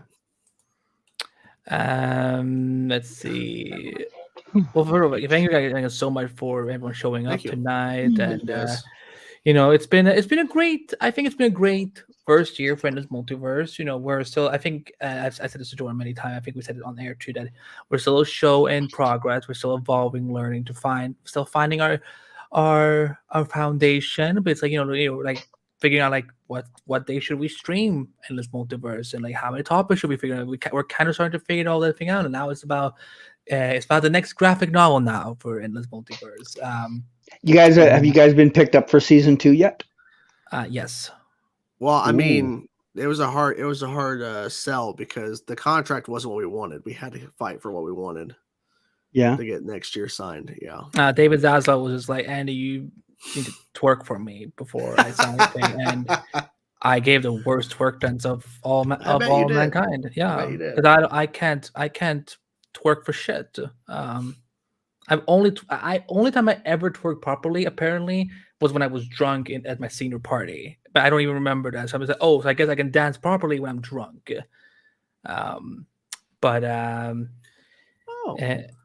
Well, I'm glad you were there, man. That was the Disney Plus, Disney Plus day, if I remember correctly. Yeah, or it was like there wasn't a lot of news, only a little bit, but that was fun, man. It was cool.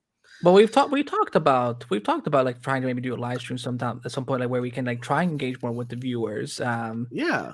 That's why it's important for you guys. Like, let us know. Like, send us thoughts and like give feedback. Like, what are things that you just want to see more in Endless Multiverse? Because you guys are the reason that this show is possible, and we're always looking to evolve it. Because we ain't going nowhere. So, let us know. Like, where to add us. You can even Canagrass he's going to be our secretary for season 2. So he will compile everything. I don't know who's been spreading these rumors. I don't know if it was your dad, David Zaslav, and your mom Grace Randolph. Oh my god! I am suing you for defamation of character. Oh my god! Because I'm correct. That wouldn't be defamation of character then. I mean, you don't truth out. No. I am going to announce this right now, guys, just to put this out, but because Jordan will not be able to pay the lawsuit, I am going to be taking over the Endless Multiverse. So And you're gonna make it the ended multiverse. there will be some cuts for tax reasons. I am afraid to say, but Andy is probably going to be released from his deal that we will not be going forward with. Very David Zaslav. Let the people of color and LGBTs be affected first. Of course. Mm. Then we will be restructuring it on a new platform somewhere that may not be here. Hive. We'll be live on Hive and Mastodon. Oh my god. I am going to reinvigorate Friendster, and it's going to be over there. Friendster? That was before MySpace. Well, you're trolling me. Was it actually called Friendster? Yes. You've never heard of Friendster? Come on, man. I'm not 90 years old. The Endless Bayou and the Canada Axeverse. I just want to see what a conversation between David Zaslav and Canada would look like. Because, like, it would be a lot of me belittling him. You thought Greta Thunberg was mean to Andrew Tate? I would abuse. I forgot. I shouldn't say it. I would humiliate him worse.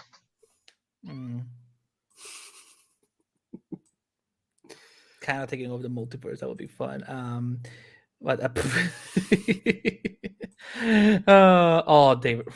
David Ramsey. I think I have an idea for what your New Year's resolution needs to be for 2023. To shut up about that show that ain't happening. Anyways, I think that's it. Yeah, we'll be back. Canada Diggle Godspeed. Canada Diggle Godspeed. Yeah, Canada Diggle Godspeed. Canada Diggle Godspeed. Graphs. Yes. Look, it's Arrowverse concept. What's up? Yeah, him and Loop Edit show up. I reacted to that Flash fan. You wrote an article about that Flash fan trailer. Yeah, I did. Yeah. You guys did great work. Can't wait to see what y'all are doing in 2023. Yeah. But yeah, we I think right at the plan we're gonna be back next Friday as usual. Yes. I know there was there 1 week in January where you're gonna be gone? Not that I can think of. I have to okay. And Ultra Edis is here too. Look, it's the Holy Trinity. Hello. Yeah, it's unfortunate we're actually leaving right now. What about we're glad you guys showed up. Unless you all drop super chats. I mean, super chat. I've always said super chats keeps us around, but obviously we're not going to force you guys because we've been going for a long time. We've been going for over 2.5 hours. Wasn't planned, but it is the final show. Yes. Yeah, I also probably need to just relax and kind of dwindle down. 2023 is going to be full endless multiverse. Yeah, multiverses. Yes. I mean, no. That's true. It's happening. No, it's not. I'm not. No, if I'm marrying anyone, it likely will be a man. Like, I'm sure Felicity's thought it would probably be a more likely candidate for me to marry than. You're welcome. You're welcome. Loved writing about that. It was fun, and I was kind of yes, Naruto. We did. We saw it. We did respond to it. Yeah. Thank you so much, Naruto. Thank you so much. Although we could use more because we need to eat. I haven't eaten for days. I'm kidding. I'm kidding. Oh my god. I'm kidding. But yeah, we're gonna be back next Friday, and I will tease this. Me and Jordan, we were talking today about maybe doing another type of retrospective show on another TV show. We're not gonna say which one yet, but I think it's one that you love very much. We because we did the retrospective for Gotham, so we were thinking, what else could we do? And we'll see. No. I oh god. No. So this is a hunger stream. No, I was kidding. No, like I was drinking. It was a joke. If I can buy drinks, I can buy food. Exactly. No, I will. I would only play Cicada if I get to play the cicada the way he is in the comic, because this is what I do not understand, that Todd Helbing took someone that could have been a really cool villain from the comic and then made him into like a grunting serial killer. Jordan would never stop spoiling shit. Jordan spoiling. Jordan would never let me do that. Even if I begged him like for my birthday, like please can we do a review of River Strike? He was like, nope. No. That is his veto. I've seen this question quite. Thank you for spamming the comment over and over. But yes, I mean, unless it gets delayed, who knows? But we, of course, I mean, it's been a crazy year. It's been hectic. We have to end on the only note we know of, and just pay attention to everything, every little detail. Yeah, but first, let's thank Canagrass for joining us tonight. Thank you. Thank you, Canagrass. He looks so like, cool, he's ready. He's ready for us to go. I tuned out like 8 minutes ago. He's ready. He's ready to go. But thank everyone so much for tuning in, for supporting Endless Multiverse for the first year. Happy New Year. Be safe. Don't do anything we would do unless you're in your house, because then you're safe. Then you can do whatever the fuck you want. But now, one last time with the grunts. The one, the only. Gracie. Take it away, Cicada. Take it away. Metas killed your parents, Gracie. They all deserve to die. Don't believe him, Grace. Don't believe him. Don't believe him. Don't believe him. I will see you all in the future. There you go. Bye, everybody. Bye. Bye, Gracie. 2022. I won. Bye. Bye. Miss America. Can you end the broadcast? I'm not ending ever. No. Fart. Fine, Ezra. I'll end it.